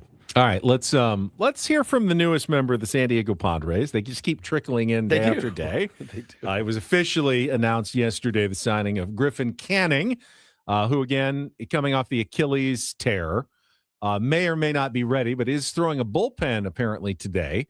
The question is whether he'll be ready to field his position and do all the other things by the start of the season, but not that far off from a complete recovery. He was 7-3 with a 3.7 ERA for the Mets last year before getting hurt in June. Decided to continue his career, signing with the San Diego Padres, and Sammy Levitt and reporters had a chance to catch up with Griffin Canning this morning in the Padres clubhouse in Peoria. What appealed to you about the Padres? What brought you here? Yeah, I think obviously the track record that they've had with some of the guys that have come through here. Obviously just getting to know Ruben, some of the other guys on the staff. Just felt like this was the best opportunity for me to come and get better and help a team any way I can. The season that you were having last year before the unfortunate incident, what do you attribute that to, and what's that next step you can take with Ruben? Yeah, I think part of it is just kind of being around some new voices, some new people that were super helpful. But honestly, I like pitching in New York. It was a lot of fun. I like kind of the expectations of being on a winning team, and I think we have that here too. But yeah, I think it was kind of just understanding myself a little bit better and who I am as a pitcher. So just continue to build that relationship with Ruben and learn from some of these other pitchers on the staff, and just keep improving. How did that process play out over the last few weeks, settling on this team? I know you threw for some scouts. Like, how did it all kind of go about the last week or so? I threw. Maybe it was last Thursday. I think one of the Padres had a guy come out there, and I think I ended up had a Zoom call with them the next day, and then ended up signing Friday night, and then drove out here Saturday and got the process going. Where are you health-wise, and what are your expectations in terms of like when you might be able to pitch? I feel great right now. I've been off the mound a handful of times, 4 or 5 times. I'm throwing a bullpen here tomorrow. I feel honestly 100% when I'm on the mound and throwing and everything. Still have some boxes to check in terms of running and some agility things, but I think it's kind of a day by day, week by week thing. Just kind of see how I'm progressing and how I'm feeling and go from there. So it's a long season. Do you have to think about how it's a long season and how like you're going to at least miss some time and go, but that's okay because it's about finishing the season? Yeah, no, I think they've been super helpful and just in terms of not pushing me to rush back. Obviously I want to get back as soon as I can and help the team, but I want to play for a lot longer. So I got to look out for my health a little bit in that aspect, but yeah, I'm working hard and I feel like I'm progressing really well. So hopefully I can get back out there soon. You say it's day to day, week to week. I know, is there some sort of soft day you have in your head when you envision yourself pitching? Not in particular. Like I said, I it's tough because when I'm on the mound, I feel like I'm pretty much at 100%. Like I can do everything. I'm throwing all my pitches. Probably a little behind volume wise, so I still just gotta build up in that aspect. But you're gonna start getting into a lot more of the running and agility things, and just kind of see how that progresses. You know what stood out to me about that conversation? Nothing. Oh, sorry. Were you bored? Were you a little bored? I fell asleep.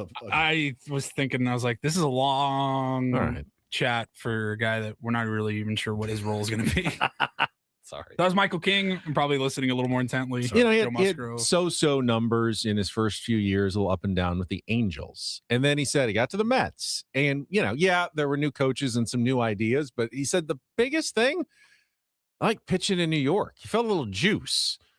And I think there's, I mean, the Angels are one of the least, juicy teams in baseball and have been the last few years. And can get less juice. The guy kind of wants to thrive on a team that, got some excitement, got a chance to win somewhere. And I think, Petco Park is a place with a lot of energy and is a place where you're trying to win. And he sounds like he's a competitive guy who is excited about the opportunity here to pitch for the Padres. It doesn't say much for the Angels, to be sure.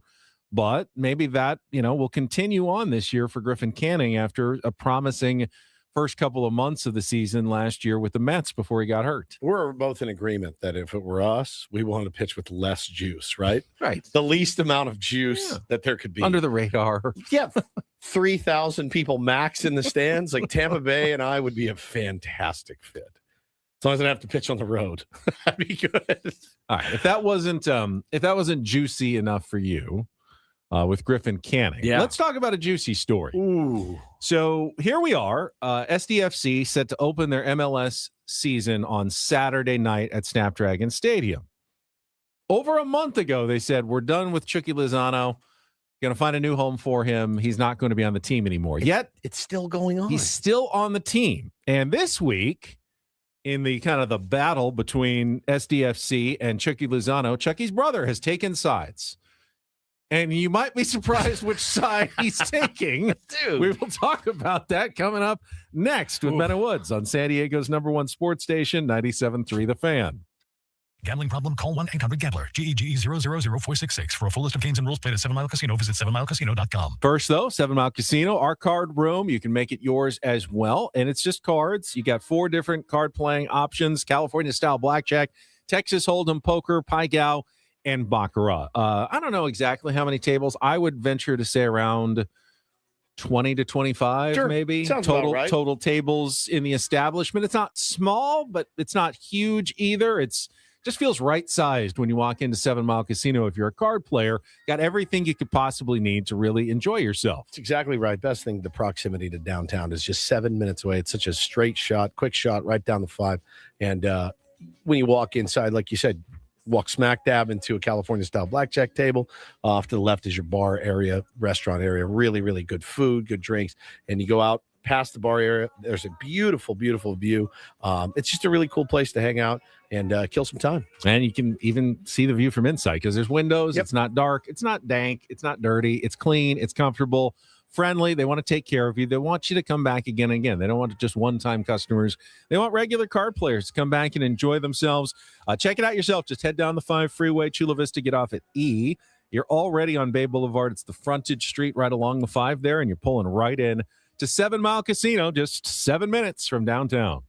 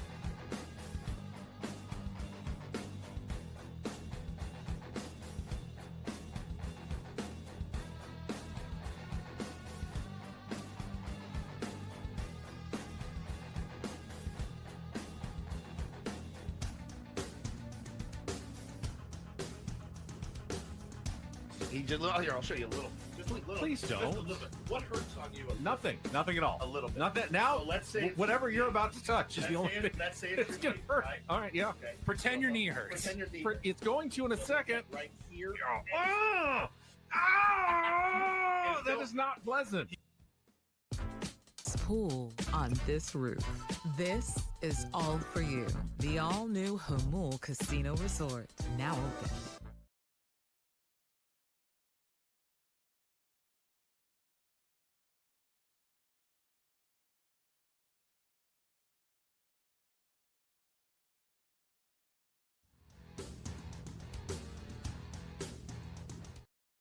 The ongoing saga of SDFC and Irving Chucky Lozano This is like Falcon Crest. continues with no resolution. And It's a modern reference. There's a twist. Yes, Falcon Crest, a 1980s primetime soap opera. Came on. It's like Peyton's Place. See, came on right after Dynasty. Yeah, in Dallas.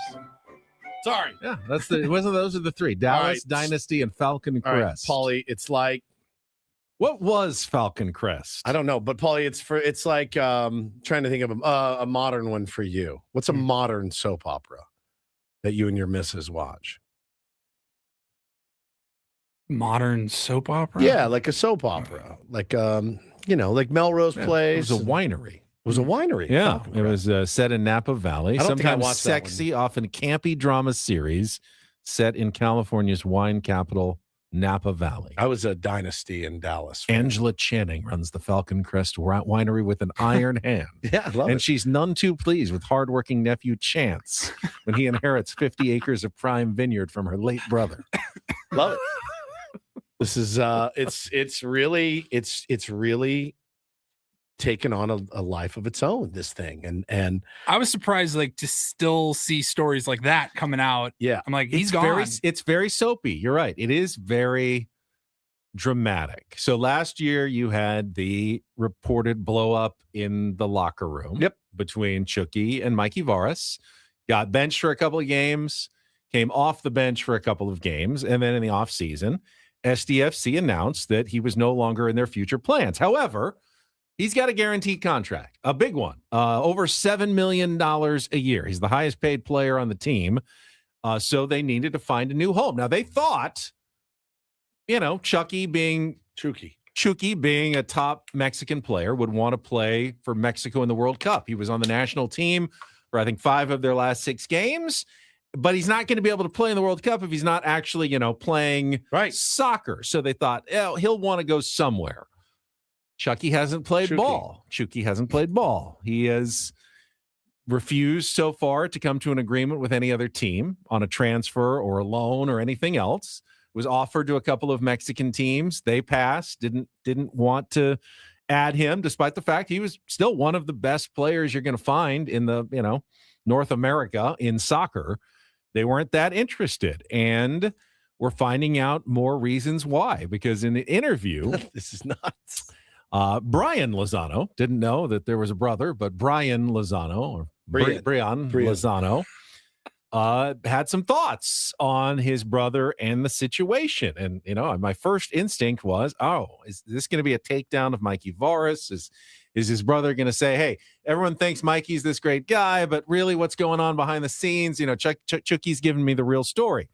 No, Brian Lozano basically said, yeah, my brother is a problem. He's had issues with all the coaches he's had and other stops. So he continues to be, doing the same things over and over again. And he's got to learn that, he can't have this arrogant attitude that he brings every place. And he's brought it again to San Diego. And I'm not surprised by what's going on, essentially. As the most novice of soccer novices, I remember vividly when they signed him.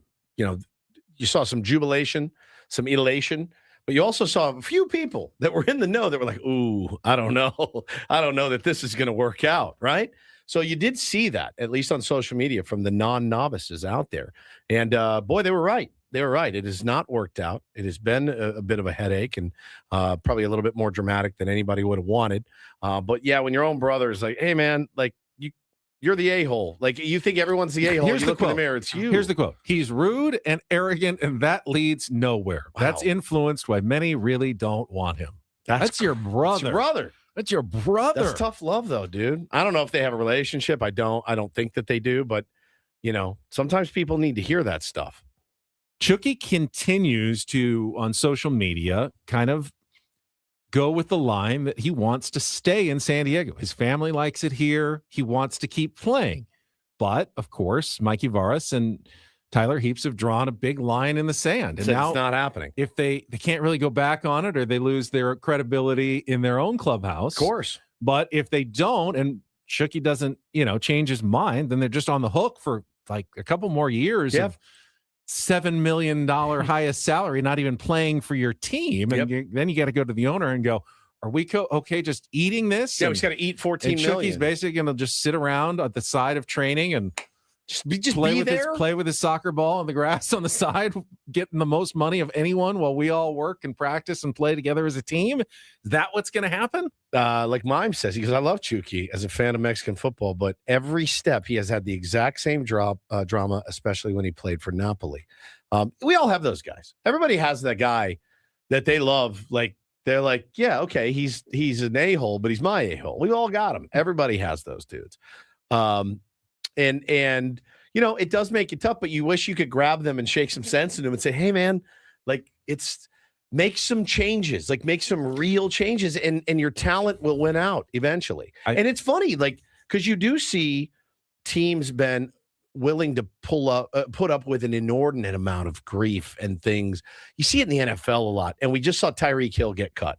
Now, I know he was injured, but they don't know that he's going to get back to where he is. But there's a different incident with that guy every single week. So they're like, we're cutting bait. Like, it's not going to happen. We're not doing this anymore. Jocelyn in the chat says, someone sounds salty for having to hang out at the soccer fields every weekend to watch their superstar brother play in soccer tourneys. I think he's a pro soccer player. He's a pro too. soccer player too. To me, it sounds like Chucky is gambling that, let's see how they do without me. Well, first couple of matches, they advance in the Champions Cup. But he doesn't have a say. That bad. They didn't look that bad without you. I know he doesn't have a say, but if the team starts playing poorly and gets desperate, he thinks, well, maybe they'll come back to me begging, like, please come back to the team. I don't see it happening. I don't see it happening either. And again, the fact that no one else has shown a lot of interest yet, that also kind of tells you maybe, the juice, we say it all the time, man, maybe the juice isn't worth the squeeze. In one way, if I'm SDFC and this story comes out, you're kind of nodding, going, yeah, all right. No, we're probably right about this situation, but you're also going, this makes it even harder to get rid of him. As these stories come out, his own brother is saying he's arrogant and he's rude and he's a problem. It's not going to make us any easier to find another team that's willing to take him on at this point. So, but it also justifies you. It justifies you, but it also it gives you an even bigger problem now going forward. Crazy. It's just a crazy, crazy story. And you hope the resolution works for everyone. You hope Chucky finds some place that he can go and be happy and just play soccer, which is what he loves to do. And he's good at it. And he's really good at it. And then the team can be kind of free of the yoke around their neck with this guy right now. I mean, it's got to be uncomfortable. The mistake, and it's an understandable one, but the mistake they made was signing him in the first place. Correct. They wanted a splash. They wanted someone south of the border, to sell some tickets, to bring some fans up from Tijuana. I remember an overwhelming amount of people, like, immediately after that signing going, he's talented, but good luck. Yikes. And they talked themselves into it, knowing the talent was there. It's like Barry Bonds, dude. That's a great Ruggie just said. And I just watched it again. They tell a story about Barry Bonds at Arizona State. And so his team, he got there as a freshman. He got there as a freshman. His team hated him. They hate him. They're like, we want him gone. The coach goes, all right, calls a meeting, goes. Some people think it's only late career. No, it was always been everybody hates him. This is an 18-year-old. They're like, the coach goes, if you want him off the team, you got to put it to a vote. Team captain comes back. He goes, all right, we voted. It's overwhelming. Barry's off the team. And he's like, actually, we're not going to do this. Let me talk to him. Let me pull him aside. And what do you think those other guys? They're like, bro, you just put it in our hands. And now you said no. because he's Barry Bonds, and the coach was like, "I gotta save my Coach is ass." gambling. Yeah. Like, I think the quiet majority wants this guy because we're going to win. They're going to win Nope. games. They're like, it was unanimous. We want him gone. He's like, let's not be rash here, okay? Let's not make any rash decisions here. Just incredible. I think Jeff Pearlman had that. He's so good. All right, let's check traffic, and then we will wrap things up maybe with a spin of the topic wheel here with Ben and Woods on 97.3 The Fan. From the 855 Get Ross Traffic Center. Injured? Demand justice. Demand Jurowitz. 855GetRoss.com. Here's Kelly Danick. Traffic is brought to you by Caltrans, reminding you that 3 lanes of northbound I-5 will be closed at Gilman Drive starting Friday night. Well, from the looks of the road, seems maybe a lot of folks took our advice and decided to work from home today. Yeah. No incidents or accidents to report this time around. And it looks like a lot of that rain has moved on, at least for now. Just a couple things I want to mention here. Stalled car in the North County on the Harbor Drive on-ramp to southbound 5. Also, Euclid on-ramp to westbound King Freeway. We have reports of some sort of debris in the roadway, just something to watch out for. In fact, just be extra alert if you are still out there on the roads, because some very gusty conditions have been blowing debris all over the place all morning. The Caltrans I-5 Asset Management Project continues this weekend with the closure of 3 lanes on northbound I-5 at Gilman Drive, February 20th and 21st from 7 p.m. to 11 a.m. Please plan ahead and use alternative routes like Interstate 805 to travel north. I'm Kelly Danick with Ben and Woods, San Diego's #1 sports station, 97.3 The Fan. All right. While the wheel is spinning, George says Chucky's the Mimi guy from Ted Lasso season 1. Yeah, Jamie Tart. And Mikey Varis is kind of non-homespun Ted Lasso as well, but couldn't get it to work, at least not yet. All right. Topic wheel question is, what is the best compliment a guy can get? Man, that's a good one, dude. Honestly, I think my favorite compliment is probably that looks great on you, or like, hey, that shirt looks great. I will wear that shirt like you've never that's my new favorite shirt. Mine is you're doing a great job. You're doing a great job. Yeah. If I get that one from the wife, man, I'm like, it means everything. Ladies, tell your husband he's doing a great job. If he's doing a great job, I can tell you from the work that I've done with my guys, it goes a long, long, long way. I think for me, it's something very simple. If someone says, I trust you. Oh, that's good. That's good. I like that. Like, yeah, for whatever it is. Like, you get the job. I know if I leave it in your hands, it'll get done. It'll get done. It'll get done the right way. I trust you. You're solid. You're good. I'm proud of you is a massive one in my home. Massive. Proud of you is a little condescending. It's not. Sometimes. It can be. For your kids, it's great. So. But no, if my wife tells me I'm so proud of you, that goes miles. Miles. Yeah, but it also, if she's like, if you took the garbage out like you were supposed to, and she's like, good job, I'm so proud of you. That would be condescending. That's different. I guess if it used in the right circumstances, proud is good. Yes. It's got to be the right I mean, if you've been struggling with something and you finally come to a big decision, I'm really proud of you for doing that. Yeah, that does feel good, to be sure. I can't reiterate that fact enough, guys. From the people that I talk to, people that come to those meetings, the lack of compliments that they get on a daily basis is a big part of why they're so stifled and can't talk. And I just wanted to tell you out there listening, compliment. It goes a long way. I saw like a Reddit thread like a year ago, and it was like, hey, women, did you know that if you just compliment a man, like the most simple compliment, like they will take it to heart, like you have no idea. Like you've never seen. And I started reading some of the comments, and men were in there and going like, I got home and my girlfriend said like, that's the best haircut you've ever gotten. And he's like, I wanted to cry. I was so happy. Yeah. Like the littlest thing. But if you want to talk about like a physical appearance compliment though, and I appreciate people have the best calves. No, it's because people have said, oh, weight loss looks great. Have you been working out? That's a good one. That's a good one. Sammy got me the other day. I made my whole day. It's a good one. What'd you look good? I'm like, oh, thank you, Sammy, for noticing. Yeah. No, I love that. That's a good one because it's all encompassing. Is yours? I'm so impressed with your vast sports knowledge. I thought that would be at the top of your. Not bad. God, I'm impressed with your vast sports knowledge. You have such a nice voice. That's a good one. one. I like that one. Yeah. It's just that's kind of me in particular because of what I do. But especially when someone doesn't know what I do and they go, oh, you've got a nice voice. You got a voice for radio. What about your golf swing? You like to get complimented on that? I get sometimes good tempo. I don't think I have a particularly beautiful swing. Yeah, it's not aesthetically I the try to best, make it effective, but it yeah, works. it's not. I like your scorecard. Yeah. That's good.